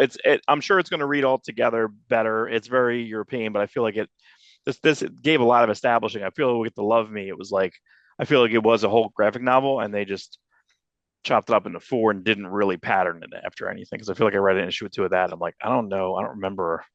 Again, I have no memories. So, Did and did then we know the book was taking place in New York until the last page? no, no, You know, no. I just it's like figured it it's was standard Utopia crap. You know what I mean? Blade Runner, all that stuff, dys all that jazz. dystopia. What did I say? You said a utopia. Well, maybe to The some. You dis know what I to mean? I guess to the rich. Yeah, maybe to some. So this is neat. So it's all sand. It's like, are they walking across the Hudson here? It's like neat. I don't know. Yeah, Is it a just dry earth? Is it a like just a pilgrim? to. Carlos Oh Esquire, yeah, just to put. I forgot that. Who made that? Was it that Wizards Black Bull Black Bull? has a different connotation in today's world, but back then, Back then it was good. And then lastly for me was the right because I blew. I was like, you're like, we need to read all the Christmas stuff. I'm like, yeah, sure. And then I forgot to read all the Christmas stuff. Um, I know. but It's yeah, Battle of the Blackstone finished, and yeah, just great. Also kind of sets up two things. It sets up. It does a lot of work with um, Solomon Kane, who's getting its own, I think, miniseries. Pat Searcher doing that. Really, a lot of people were wiped out in the last issue. A lot of members of this crew were wiped out. Things are wipe them kind of out, put back all of them. in the end of it. I knew that, but then again, spoilers. The next like wave of which is probably 12 issues is going to be the coming of Shumagorath. Yeah, Great. I'm gonna have to borrow all your Conans, and you can just put me a big stack of them in order. Like Rob, read them like this. Yeah, you have to. There is an order to them because you have to read Savage Sword of Conan 4 before Battle of Blackstone 1 after the free comic book. You're right. So yeah, I have to number them because it won't. Yeah. And Yeah, then I did put the cover, the Andy Bellinger cover, which I want to say I talked about him last week because he did a Spacey book.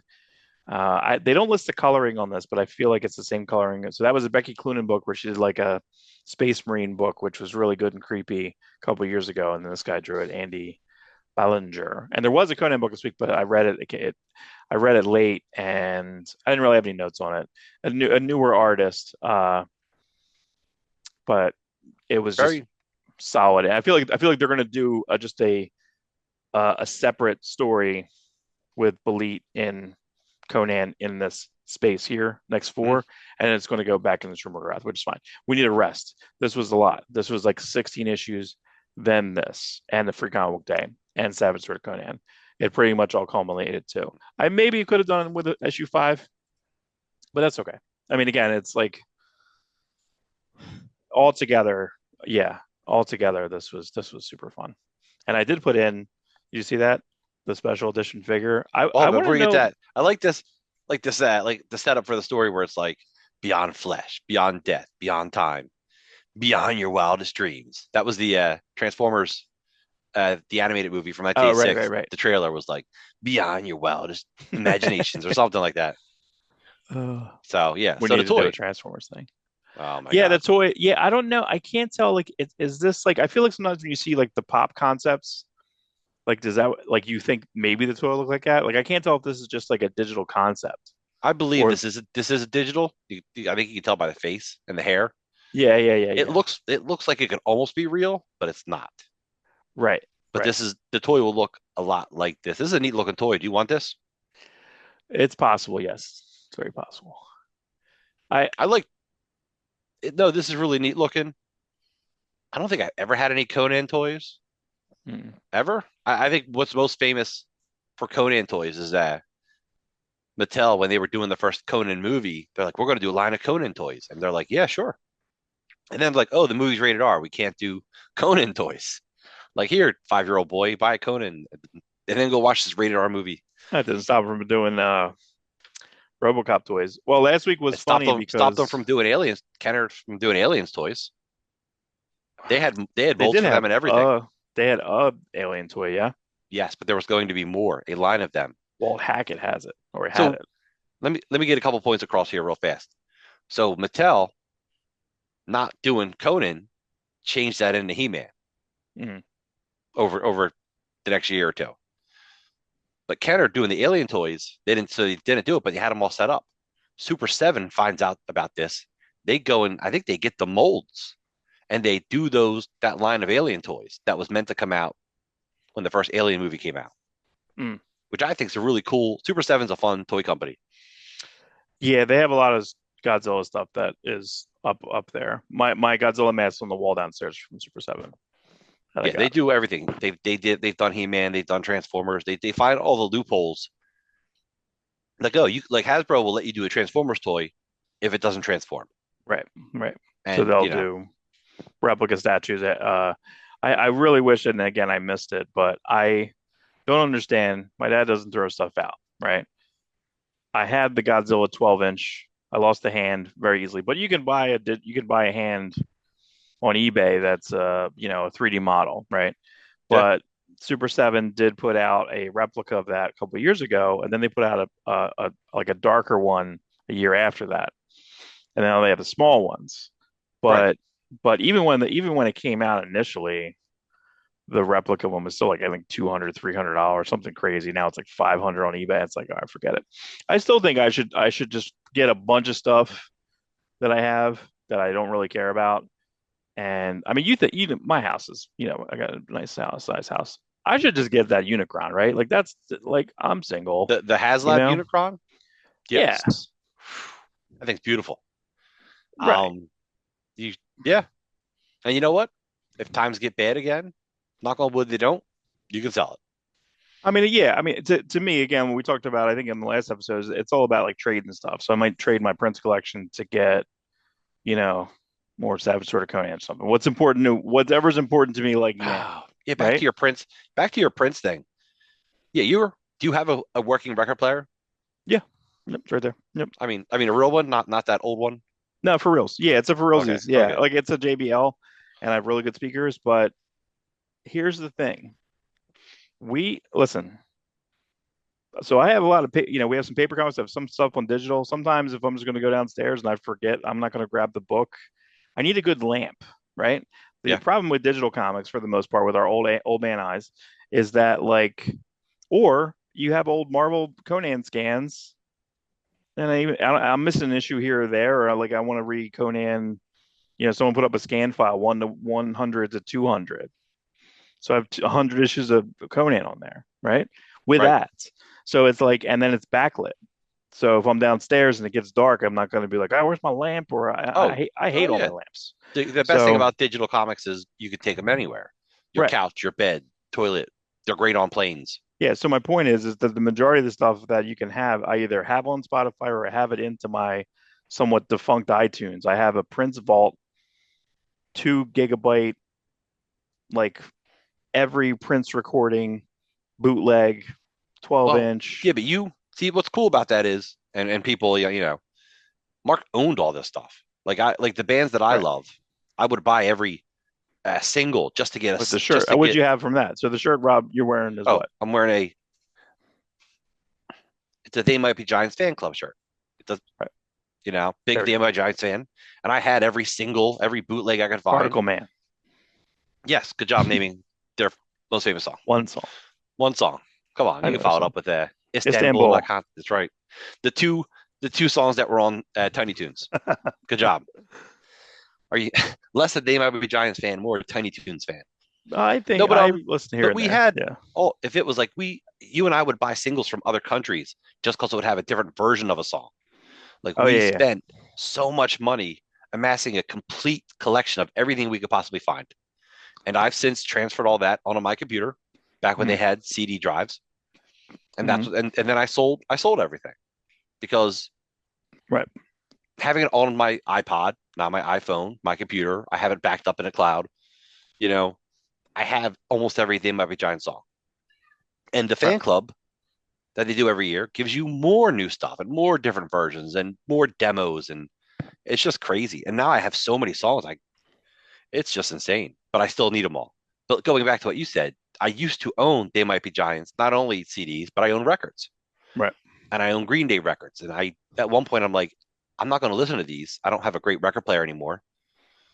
I'm fine with the digital masters of listening to that. Right. Right. Right. But then a couple of years ago, my daughter's like, "Oh, I really like records." And I'm like, oh well. Like your daughters are older; they're not going to change now and want your record collection. I mean, they Yeah. may, My but dad. My dad had a bunch of records, and then he threw them out. But he still he, have some old crap downstairs, and Godzilla's not in the house. And I'm uh, like, well, I didn't throw it out, so I don't know where something ate something. Some dimensional portal stole the 12-inch Godzilla from the house. Don't know. It's not there. I I, went through it a couple I am, times. I am thinking about getting the Super Seven small one, especially the one that has like the glow in the dark hand. Yeah. Like There's a couple of them. There's a I'm a gold big, one that's really good. as you know, I'm a big glow in the dark fan. Just something fascinates me about that old school. I don't know. I always found that stuff neat. Yeah. I'm trying to find. Yeah, yeah. Okay. So the only thing that I would keep, and these are really inexpensive, and you can find these around, is these are like, how do I I do know this? it's difficult. There we Right. go. So there's a couple that if you can find anything that says dynamic or directional stereo, right? This is 199, 199, right? It tells you, and this is literally nothing but exotic percussion and brilliant bass, brass rather. So you can get a lot of lounge albums, a lot of lounge, which we used to listen to a lot in the store. Yes. We had a collection called Loungeapalooza. That was one. We had Ultra Lounge, Ultra Lounge. I think Zach still has some vinyl of that. Special edition vinyl.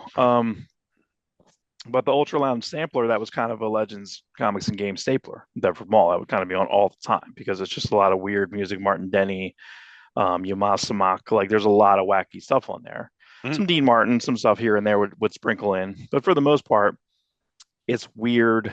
Uh, Swamp Fire is by Martin Denny. That's the bung bung bung, and it's all atmosphere. So these ones, when these people, whoever this company is, I have a bunch of them. Directional Sound. If you ever see that, I would highly recommend it. I don't even think these are on Spotify, so I think I would go through this and just get all my albums that I know I can't get. Like I have Aretha Franklin albums up here, right? Right. Whatever. I'm not gonna put them on because guess what? The old albums in the '60s, it would be like 26 minutes on one side. So by the time I'm getting into it or hearing it, I'm not going to go back over there. I'm working on something over here. I'm Yeah. doing something. I'm going to edit something. I'm going to be over here. I'm not getting up. I can't get up. I'm old. You know what I mean? So Listen, I appreciate the sound of a record. I really do. But I also appreciate digital. It's fine. It's good. And it's getting better. It's actually gotten so much better in the past 20 years. mhm. Um, do one you other remember? funny Do you thing. remember Sergeant Pepper when it went to CD? It's Yes. horrible. The Yeah. pressing is bad. The first one, I had it. not good. I had 1999 I is still the have the record pressing for is that. bad. Yeah. No, Nothing's equalized. It's kind of weighed out. yeah, they rushed so many things to CD in the early '90s, and when the Beatles finally got, because Beatles weren't available on CD for a good 10 years. Mhm. Yeah, no, you're right. It did take, but everything's been redone since then. You know, Redigitized. Yeah, there's actually versions of Bowie remasters that the CD in the the 98 remasters are better. They are arguably better on the CD then than what they did later on CDs, or they mix things up. There's a Mhm. Genesis album that me and my dad always liked, the Three Sides Live, that had extra songs on it, but when it went to CD, they took the extra songs off and put it in a box set. Well, I don't want to buy the box set. How Right. do I get those songs? I had it on vinyl. Like, you know what I mean? So it's like, what are you doing? So when they used to shift stuff around, that was super annoying. Um, I think, and a lot of times they wouldn't be able to fit it. So Prince 1999 DMSR is not on cassette tape. So when I had it on cassette tape, and then I got an album later, I'm like, what's the song? I don't know the song because it wasn't on because they'd have an extended play. If you remember, they had cassette tapes, and if it was like a double album, it would be an EP extended play, and it would be Right, like right. an hour and a half on like one side, an hour on one side. So And those are the tapes that always broke or would get yeah, like because they're jammed. real thin. They're super thin. That's why like it wasn't always worth it to buy the cassette tapes if you're going to play stuff off the radio because it would bleed and you could hear what was on the other side backwards sometimes. Like that's how Sometimes. bad these Yeah. tapes were. No good, no good. So, but that is what do we do? How do we get out? How do we So go so one backwards? last thing.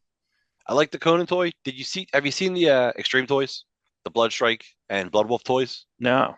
Now, Liefeld made a deal with a company called Loose Collectibles Hmm. and put out these toys. You could probably show them now. Take a note. Yeah, they did one Cool. for a Cabot of Bloodstrike and Bloodwolf, and they're really nice looking. Come with a lot of garbage, like guns, hands, extra heads. You know, they're pricey. They're going to cost you like $60, $70, but they're really neat. And he 100% owns those two characters. But now that he's got the rights to Youngblood back, I'm sure we're going to get everything. Like people want this stuff. I'm sure we're going to get Prophet and Bedrock and Supreme. But starting off the batch, in fact, if I were to guess, we'll probably get. He might hold off Prophet Evangel until if the movies happen, Mhm. but then we'll probably get like Battlestone next. Right, right. So it's fun. Again, just looking at the Conan toy and letting people know what's out there. Yeah, I mean, I think they're getting so good with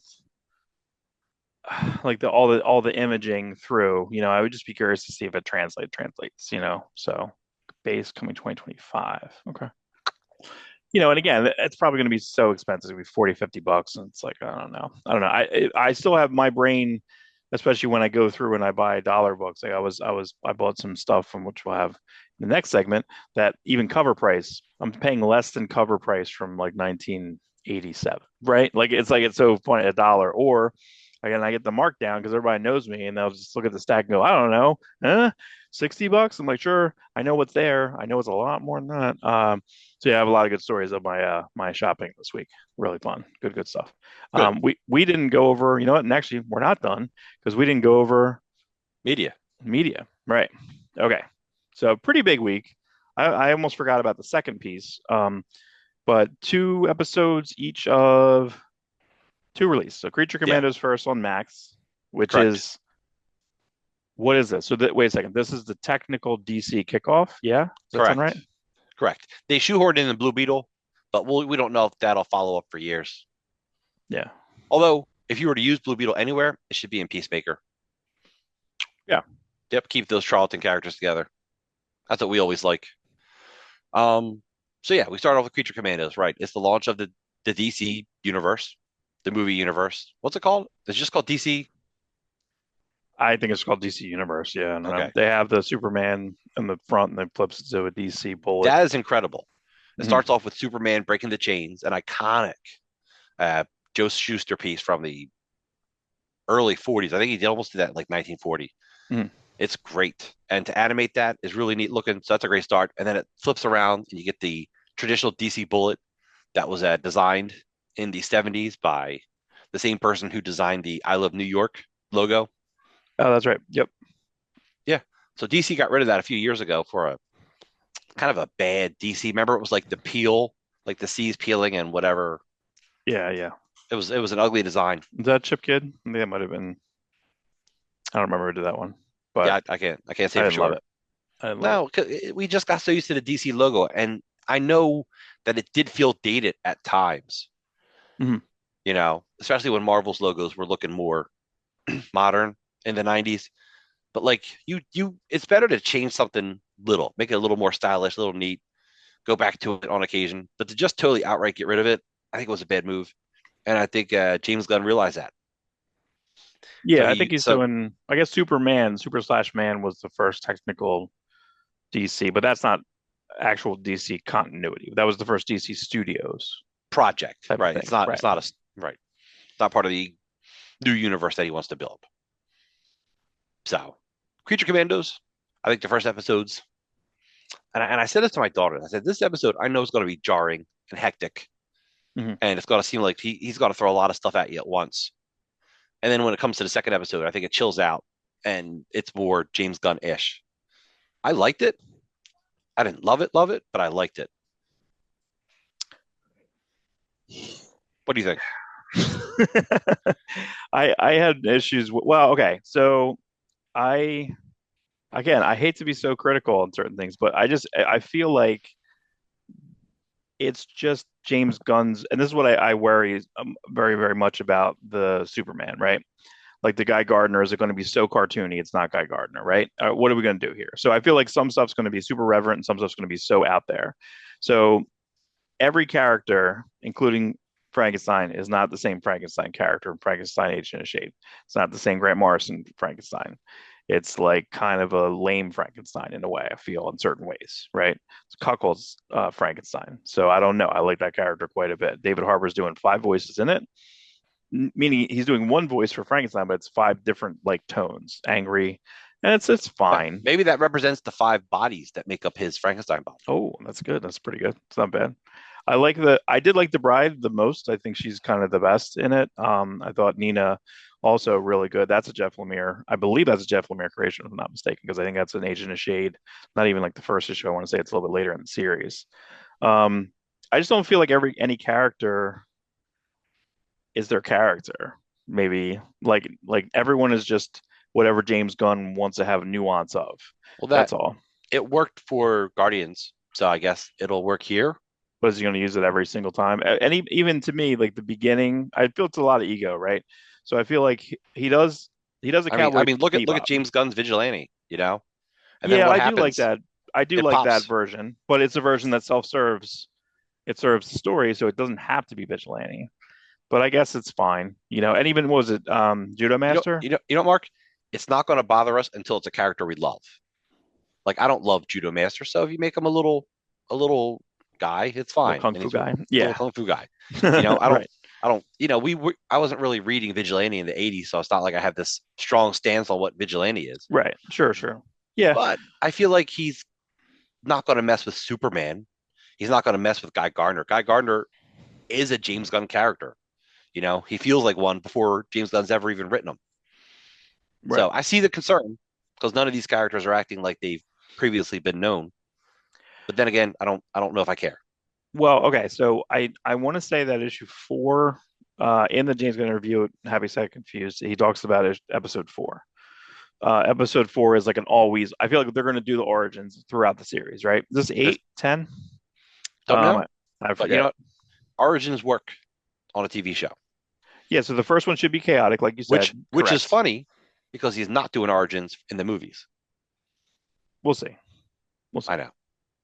I don't know how you do. Like, or you have to have it in some way. Even if, and I feel like this is a cheat too. I'm trying to think what that might have been. Hellboy 2 did this.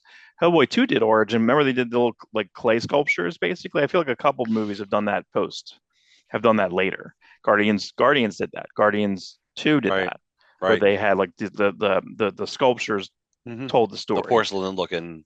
Yeah, so I feel like he can cheat. So that's a cheat, and he can do that in Superman. Also, maybe I kind of want to see James Gunn's Krypton. Like, what So if we got a World of Krypton TV series? Oh, Mark, that's too. I'm just giving these ideas away. Give me James Gunn's World of Krypton TV series in 2 years, 3 years, in yeah, I between the think movies. right. Before you give us Brainiac, give us World of Krypton. I should have a direct line to James Gunn. I give him Yeah, the just give Crime him a call. Syndicate idea.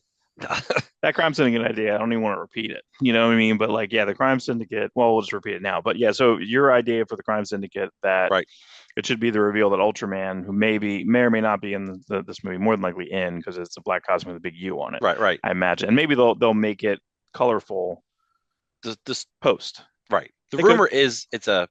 I mean, we're all about spoilers, right? So the rumor is because it's a review show, you can't review things properly without spoiling the story and our reactions to that. Mm, So the rumor is he's a bizarro Superman. That's Ultraman. right. But what I had said to Mark was when they had asked Ryan Reynolds to be Green Lantern again, James Gunn, just to, maybe he said it offhandedly. Hey, you want to come back and do Green Lantern?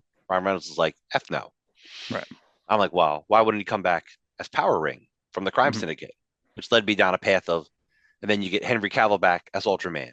You get Ben Affleck back as Owlman. You get Gal Gadot back as Superwoman. And Mm-hmm. then we said Grant Gustin as Johnny Quick to avoid the Ezra Miller garbage. Right.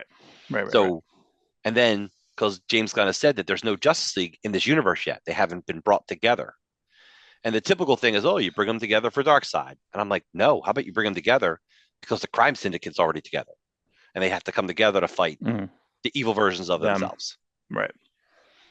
I And it's very Marvel. This is what I don't want the Superman movie, right? I don't want the Superman movie to be Superman versus Superman because I feel like that's what every Marvel movie is. Iron Man's Iron Man versus Iron Man, right? Iron Man versus Ironmonger, right? Hulk is Hulk versus Abomination, Hulk versus Hulk, kinda, right? It's like okay, we don't have time to develop the villain, so we'll just make it that character. Just you know that character, right? We already told you about him. Boom, he's a bad one. That's it. Like I feel like that's Marvel's MO for the majority of their and movies. and it's DC's to a point because it's Superman. Who do you fight in Man of Steel? Zod. You start off Right. your Superman Kryptonian, franchise with Kryptonian. Zod. Right. So Hopefully, and it's supposedly Lex is going to be more diabolical in this, so that's what I would want to see. I would want to see scary Lex. We've had a lot of scary Lex in comics, um, so I would want to see scary Lex. I want to see, ruthless Lex, right, which Nicholas Holt could pull off. Which I think could really work. you want to know another idea I had while I was watching this, and it may be a spoiler, it may not be because it's just an idea. It's just an idea. But like, so we talk about a Sergeant Rock movie last week Mm, with Craig. Daniel Yeah. Craig. You know what would make that movie cool? GI Robot. Right. GI Robot should be in the Sergeant Rock movie. Well, that's yeah. So James Gunn has said that everyone's going to reverse potential reverse casting. Yeah. So Yes. If Nina's going to be in, if Nina's the fish girl, she's going to be in a movie. It's going to be her. They already have Rick Right. That Flag actress. Senior Right. Rick in Flag Sr. is Peacemaker, supposedly right. in Peacemaker season 2, in Superman. Have we seen Frank Grillo on set? Does he have the blonde? Did they dye his hair? They better. They better, Otherwise, he's just going right? to look like Crossbones. Okay. I don't know why this has to be in continuity right now, right? This has to be 2 years after Suicide Squad, which I guess is kind of in continuity because Rick Flag Jr.'s dead. Why couldn't this just be Rick Flag? Why can't I just have Joel Kinnaman here? No, you are correct. I You're don't know. you're count you're counting things because Suicide Squad, the James Gunn movie. You established that Rick Flag Jr. is dead, Mhm. but simultaneously, does that mean that Deadshot shot Superman with a kryptonite bullet? Did that happen?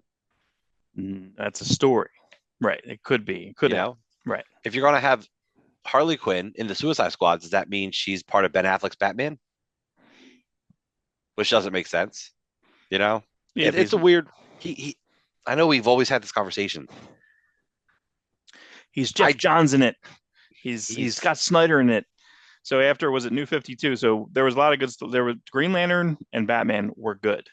Then they said, "Hey, we're going to do a complete like a brand new continuity all across." And they're like, "But I really yeah, like what I did."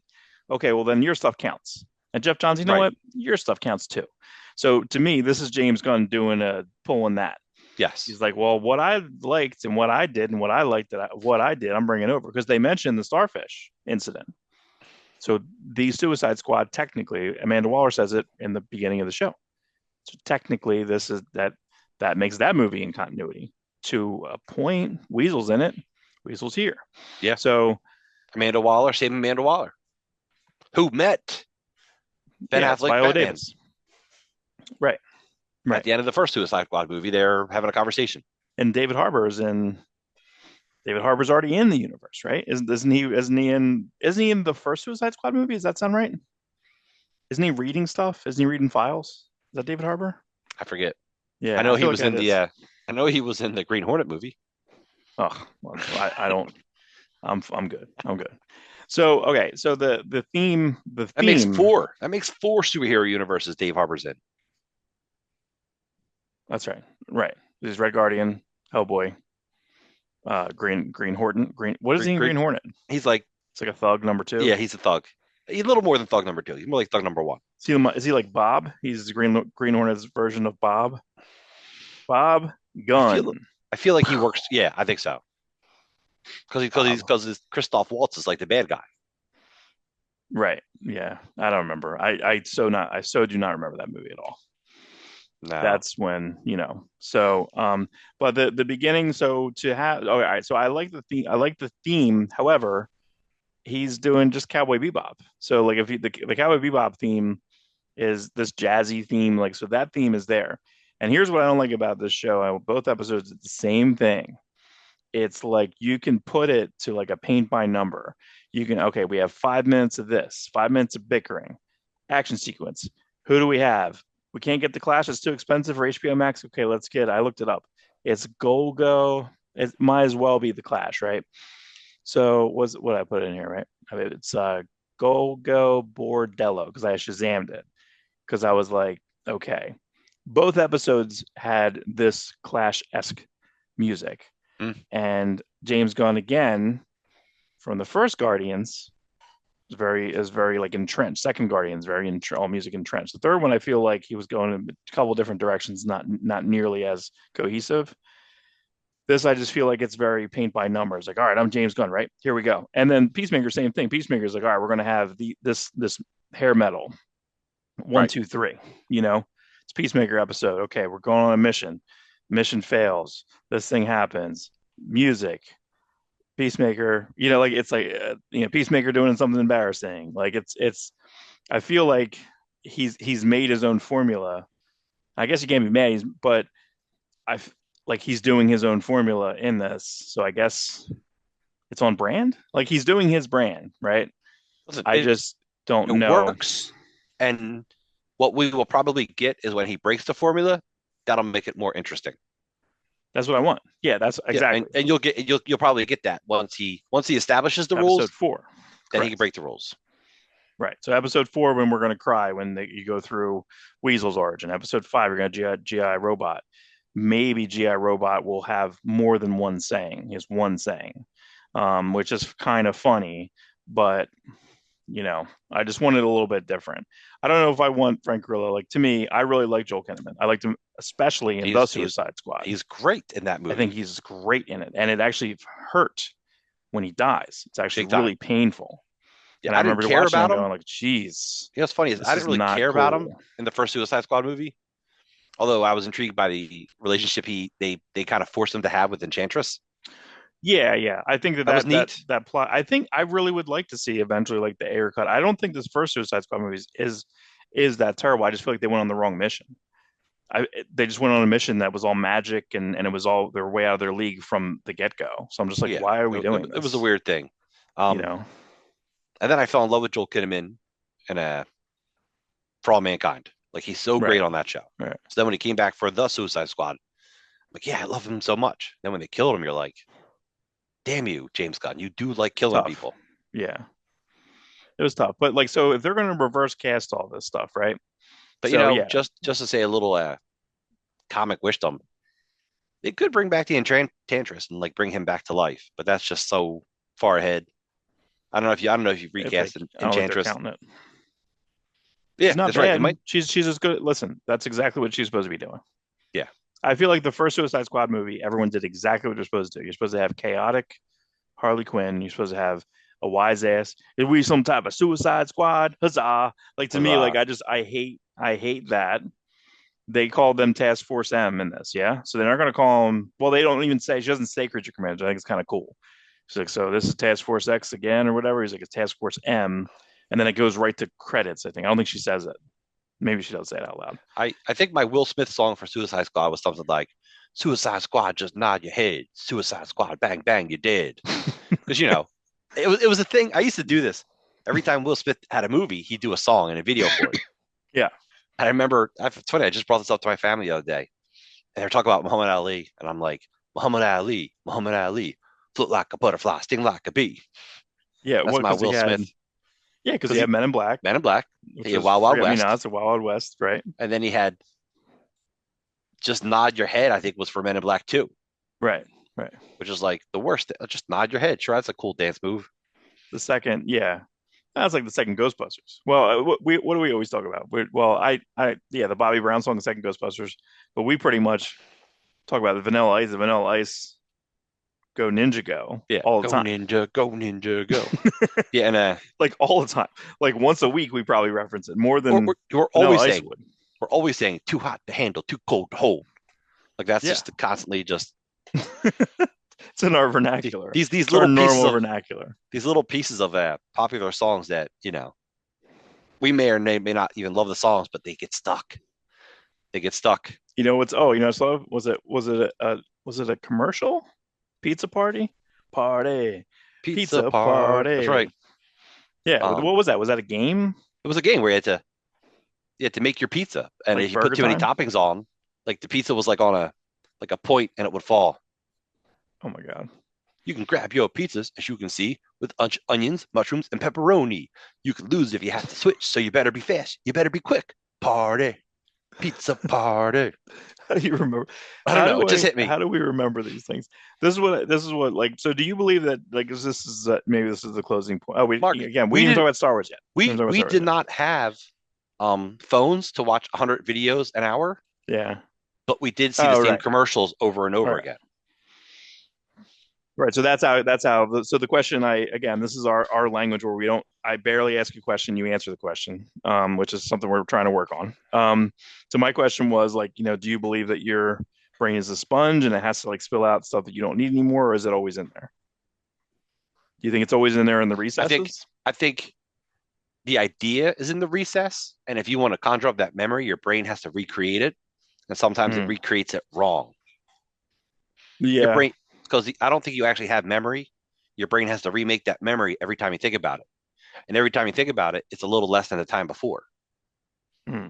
It's like Like if you, telephone. It's like a if game I of brought up telephone. something, like I brought up something to you the other day, you have no memory of me buying something from you at the store and like giving me a hard time over a discount.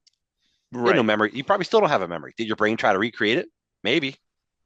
You can Yeah. picture Chris Wilson giving me crap for like 75 cents on like $80 worth of comics. You know what I wasn't getting that day? I wasn't getting the full markdown. I was getting the markup. Full markdown. Yeah, that's But yeah, correct. your brain creates it. Your brain's not but it does do a better job when you associate. That's the best way to remember anything. Hmm. Yeah. No, I So get that. I do have Um, my associates in biology. That's as far as I went. right, right. I do not. you're So you're you're good at business. I'm good at business, my business. So Skeleton Crew 1. This is Goonies meets Star Wars as pitch. Meets Super 8. Meets Super I 8 think it's I meets think it's more Explorers meets Flight of the Navigator. I think Explorers great. Explorers. Explorer. It's great. I wonder if Explorers is good now. No, Um, I don't know. Who yeah, I did don't it? know. Maybe not. I don't know. I want to say it's like it's not Joe Dante, but I feel like it was someone like Chuck Russell or someone. It was like a whoever directed it was somebody something. I'll post it up there.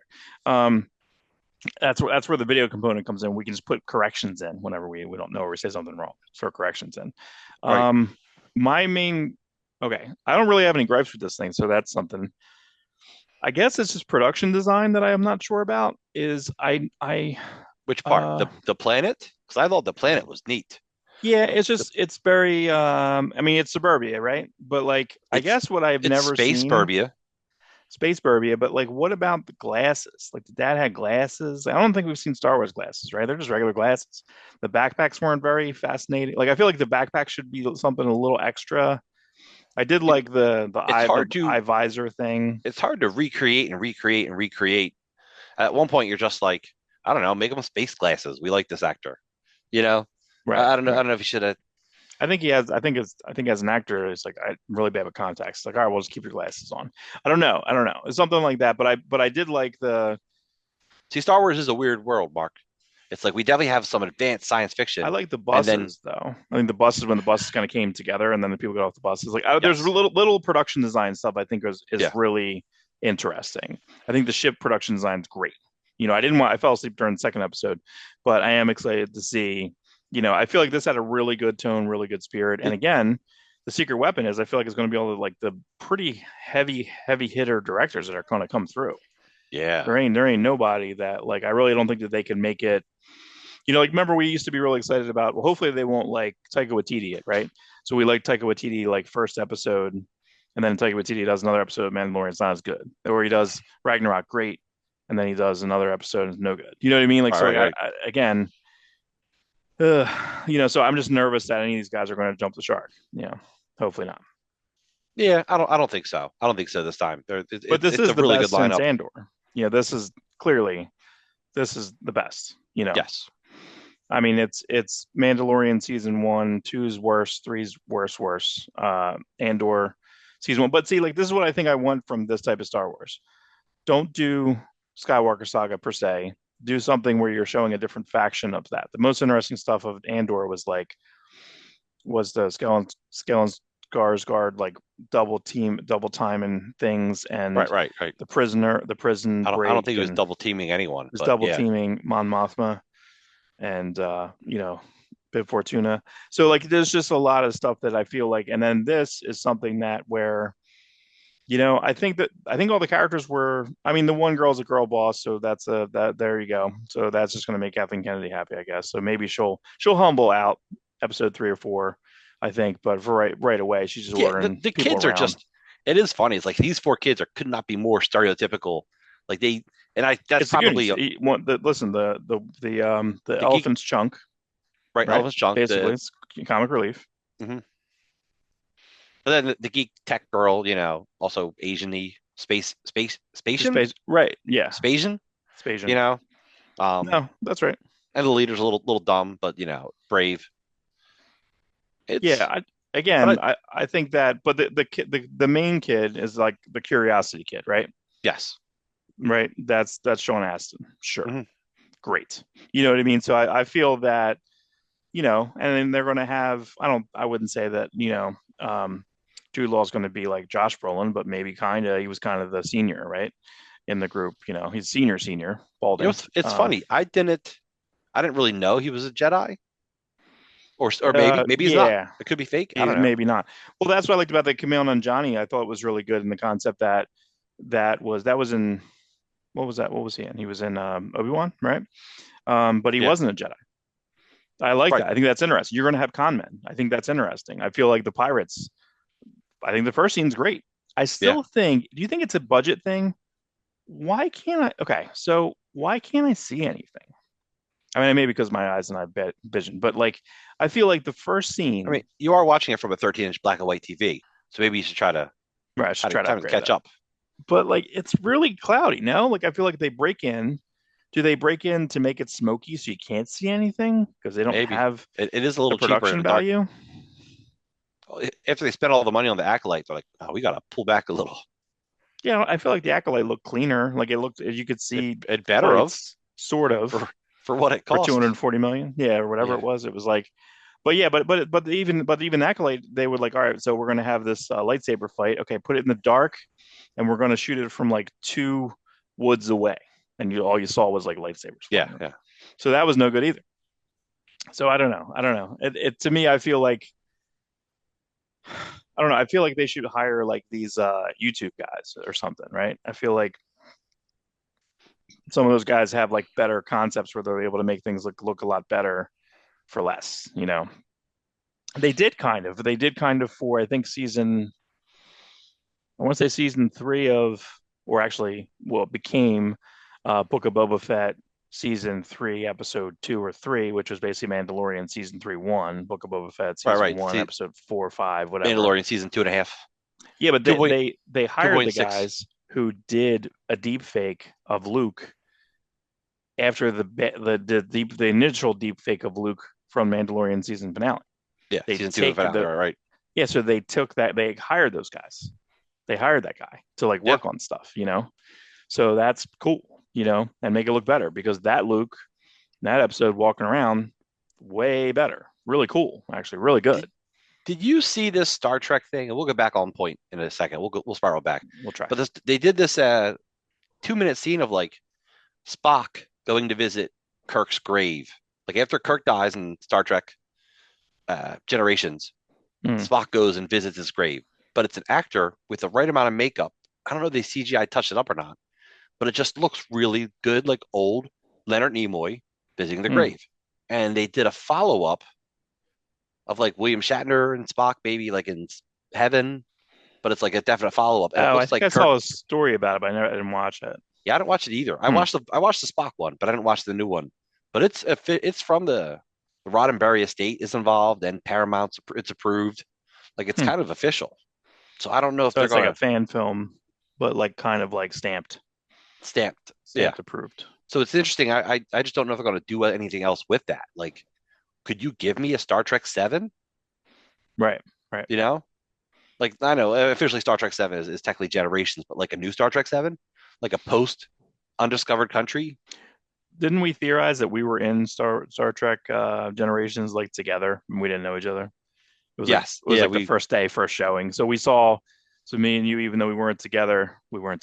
I know. But we've seen the Star Trek movies past that. We've seen like all of them, Yeah, right? Like all of them, like with every single one. So yes, I've seen every since Star Trek since that 6. I've been seeing them Mhm. in the theaters. First Contact, we've seen all of them through. Yeah, That's pretty funny.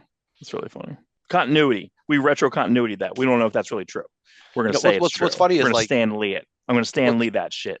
the amount of times we probably passed each other before we were friends. We didn't Right. become friends till we were like 19, 18 or 19. We'll have to do a cartoon. We'll have to do like Did we? We'll have Jason Reitman directed so everything could be really convenient. Yes. You still gotta watch it. You still gotta watch it, and then you'll say how great it is, and I'll go, okay, Okay. I can't see past it. So When I tried to explain that movie to my girlfriend, she said, "Not everyone knows this." I should just have a shirt. Not I already everyone know it. knows this much about that subject. You know everything about all this stuff. Like you don't have to know everything about it. Why you're torturing yourself? And I said, I know, but that's the neuroses. That's it. You My know, wife's always like, get to the point, get to the point. It's like I'm getting to the point, but you we don't don't get appreciate to the point. Like you don't appreciate the point until you know everything about it. right. I'm like, You have that to know didn't happen. everything. Chevy Chase didn't say that. That wasn't in the same hallway. That was 3 years later in a different season. And he didn't fight with John Belushi until Yeah, that was I season know. 2, episode We're, 5. Like, I mean, we're I just was ridiculous. mad. You know what it is? We just want people to appreciate things on a level that we appreciate it.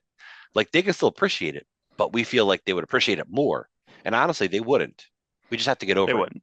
Yeah. They don't care. We're never going to get So over it. That's why we have the show to have literal 3 hours of therapy each week. it's comic book therapy. It is. So spiraling back to Skeleton Crew. Whoa. Yeah. I love the planet they're on because it sucks. That is not a great utopia. That is a. It's South Jersey. It is. What It's I'm talking South about is like Jersey. the fact that they're testing them, so you can pick your career. Like nothing says like authoritarian than like that. And the idea is, so my guess is they have pre-Republican credits, right? Or pre-Empire Republican credits. Old Republic, they called it, right? I think. Right. So is this a world that missed out on the Emperor taking over? Is it just a world that somehow never got taken over by the Empire? It wasn't profitable for the Empire to be there, probably, right? No, but even non-profitable. No, I think it was just missed. Because even non-profitable, you still get labor out of the planet. You can still get resources. Oh, right. Sure. You know, so Get just some type somehow of the Empire energon. missed it, whether through a flub or it's just in a weird spot. You know, it's interesting to that's me. good. Yeah, Like, are they? We don't even that know if they're classroom aware of scene the was war. pretty cool. Yeah, that We don't- classroom scene was really. Like they could be out of contact with everyone. They may not even know that the Empire happened, that there was an Emperor, that there were Death Stars, that there, and Mhm. now there's a new Republic. Well, there's a lot of that misinformation, like what we even like we know about stories of like we didn't that people didn't know like the World War II was over, right? They're still fighting, they're still doing Yes, stuff. right, Like right. that's horrifying. That's some horrifying crap It there. is. Like, People died.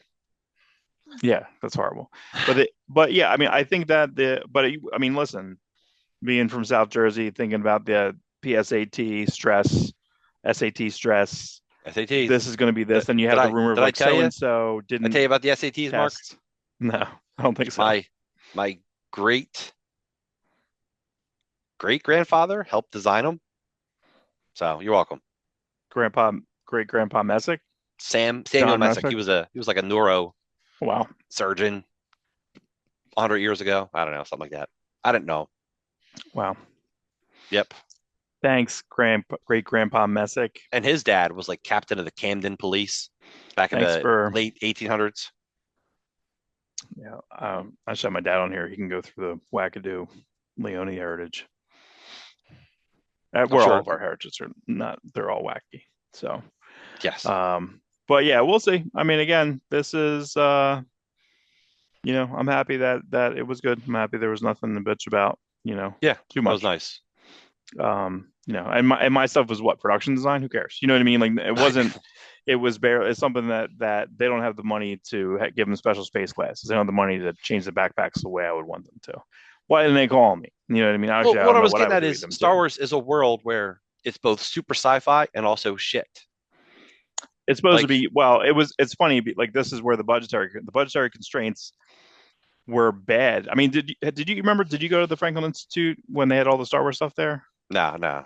So the land speeders there, it looks like it's literally made with like brown house paint. Like it looks like shit. Like Although it, I it's did, it's amazing how bad that looks. although I did see the original Luke Skywalker's lightsaber at a. Where did I see that? Smithsonian Oh, or it was something like a. that. No, no, it was in I think it was down in Florida at a Ripley's museum. Ripley's museum had a whole Oh, I like see. Okay. here's an actual meteorite. Here's this, and here's Luke Skywalker's original lightsaber. Like it was on. I guess it was on loan. Right, from Stuff like like that Lucas gets. Estate or something. Yeah, Yeah. that's pretty fun.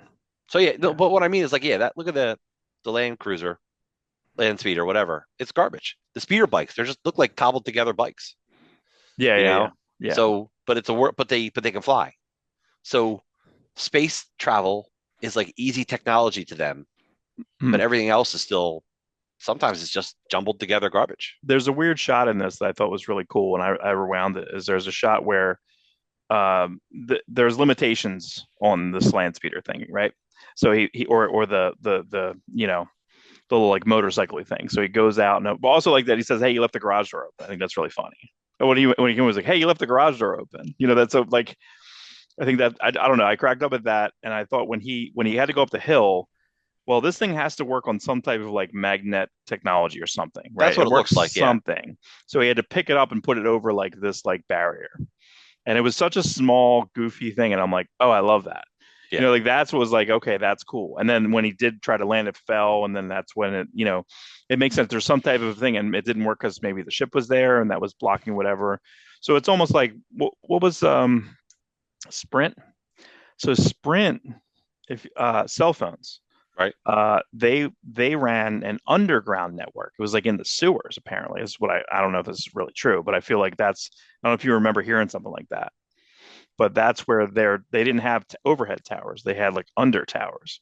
So I Hmm. feel like this is something similar. Sprint's gone, but like that was like this. Oh, what's funny is Sophia's watching One Tree Hill, and it's all singular wireless. Oh They yeah, just Singular product Network. placement like crazy in the Funny. show, right? And then like and I found because I had a singular wireless Spider-Man phone after Spider-Man 2, I want to say. I had that phone. Went down and Yeah. bought the shell and just put it over Dude, the phone and stuff. So funny. And also really funny on that show is that they're taking pictures with the phone and they're just green screening a picture on it or blue screening a picture on the thing. I was like, dang, that resolution is no yeah, good. yeah. No way. I have very important pictures that I took with that phone. Yeah, it's gone, baby. Yeah, I know that's it's gone. I have some of them and it's not good quality. Uh-uh. No good. Well, that's it for me, man. All right. Well then I'll follow it up with I watched the season finale of Superman and Lois. And by finale, it is the complete finale of all things CW. Oh, right, right, right, right. Um, and Arrowverse. really, if you think about it, it's kind of the finale to Smallville as well. Like Smallville started 21 years ago, 20 years ago. Yeah, 98, So, 99. Mhm. and so Smallville was WB. Mm. Smallville was there through the transition from WB to CW. And then we got Arrow and then the Arrowverse. And then we got this show, which they try to separate from the Arrowverse, but it's still kind of part of it. So it's definitely It's a parallel Earth. sometimes until John Diggle shows up and you're like, okay. Oh, I didn't know he So was in the show at all. he just showed up like once. So anyway, so I'm the type of fan that I watched everything, every CW show, even like Batwoman and Gotham Knights, which were not good. I Birds of watched them Prey. all. I'm a sucker. I'm a sucker. I watched Birds of Prey too back in the day. And you know what it was? I think when I was a kid at some point, I'm like, oh, if they ever make any sort of superhero TV show, I'm gonna We have watch to it. watch it. Yeah, I Yeah, know we felt obligated to. we I'm going to did watch the because Generation X show, the TV movie. yeah, I did watch that, and I watched the Nick Fury show, and I would watch the '70s Captain America and Spider-Man shows. There's a couple holes that I never went back to fill. Like I never watched the '70s Doctor Strange movie. Mm. I just never got around to it. But anyway, um, so it's a good finale. It ends. I'm not spoil it. Superman dies for the Yeah, second I time. saw a preview for it, and I thought well, the Doomsday he's fighting is a version of Superman, It's correct? a That's bizarro Superman. It's Superman from another Earth, not quite Crime Syndicate, but when he mm. comes to our Earth, his body can't handle our Earth, and it turns him bizarro-ish. And then he gets killed, but then they bring him back as Doomsday. Lex does. So every time, but he keeps getting killed. So every time Lex keeps killing him, so he comes back more powerful. That That was is the Doomsday's Doomsday origin, origin, correct? correct? Yeah. So Doomsday kills Superman. They bring him back because Sam Lane, Lois Lane's dad, dies, and he's like, "Give him here, take my heart." But now Superman's Mm. got the heart of a 60-year-old, so like he's slowly losing his powers now once they bring him back. So they defeat Doomsday, they defeat Lex, every they win. And that's not even what's great about the story. What's great about the story is then they do a thing where it's like, I die in 32 years. So he lives a full life, Mm. grows to old age, sees his kids grow up, see his kids have grandkids. One of the cooler shots, which everyone's seen, is them Superman flying with his family. There's Steel with a red cape, Natasha, and his kids have costumes, which are variations upon John Kent's costume from the comics, Mm. and Superboy, like Connor Kent, Conel. Like the one son's got a variation on that costume, which looks really cool. I don't know if we'll ever see that in a live action movie, but I would love it. Right, right. Um, so yeah, it's a wrap up to I think all things non James Gunn, right? I think this is the last non James Gunn No, that's right. Yeah, and they could have had another season, but I feel like that was a James Gunn, Peter Safran Mark. chop. They had up to season 7 planned, with a season dealing with Brainiac coming to Earth. Mm. And what would have been cool about that is I would have hoped it was the same Brainiac from the Krypton show, which is a fantastic version of Brainiac. Okay. And then they were going to end it with So you watch Darkseid. Krypton too. You I did watched. watch Krypton. Wow. Yes, Okay. Krypton was kind of good. I feel like it. I feel again. This is the problem is that like I feel like when they have more freedom after the first season I didn't like, or I was started watching it, and who do they have? Is it Booster Gold there? Is that right? Or Adam No, Strange? it's Adam Strange. Right, he's just in a he's in a hat. It's in a baseball He's, cap, bro. he's just a guy living on Krypton 200 years ago. No. The Lobo starts off cool, and then you kind of don't care. But the Brainiac is really solid. Okay. But Yeah. we only got one season out of that. But this, I watched the last episode, or the second to last episode of this, and I watched the beginning of this, and Okay. and just kind of going from the same thing. My only gripe is like production value, is that they're fighting in the middle of the town. There's like six people. There's no one in that town. They have no money for extras.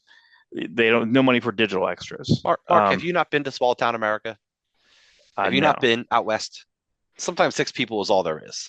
I don't know. I just feel like if it's, and I guess they're in Smallville technically, but the one thing I did see, and I don't know if it was in the last episode, because I started watching the last episode, and then I had just watched on the CW app, so it just has commercials and stuff. So I know. So same because here. it's That's because how I it's watched not it. on Max, it's not on Max for a while. Till But yeah, till the season's over, which I guess it is now. but So again, not spoiling anything, but it is spoiling. He flies Doomsday out to the sun, yeah, and then he's going to push him into the sun, and then Doomsday wakes up.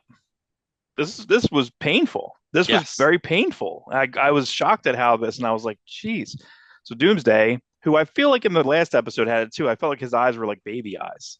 I thought that they looked like he almost looked goofy. I was like, "What are you doing?" But here is probably why it was like that.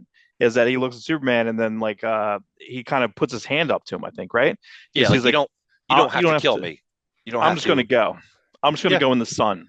because Oh my God. it probably they didn't really get into it, but Superman doesn't kill. So it's even though he needs to destroy Mm, Doomsday, it still would have been right. hard. It still would have harmed him. He still would have felt guilt ridden by killing this character, by killing Yeah. Doomsday.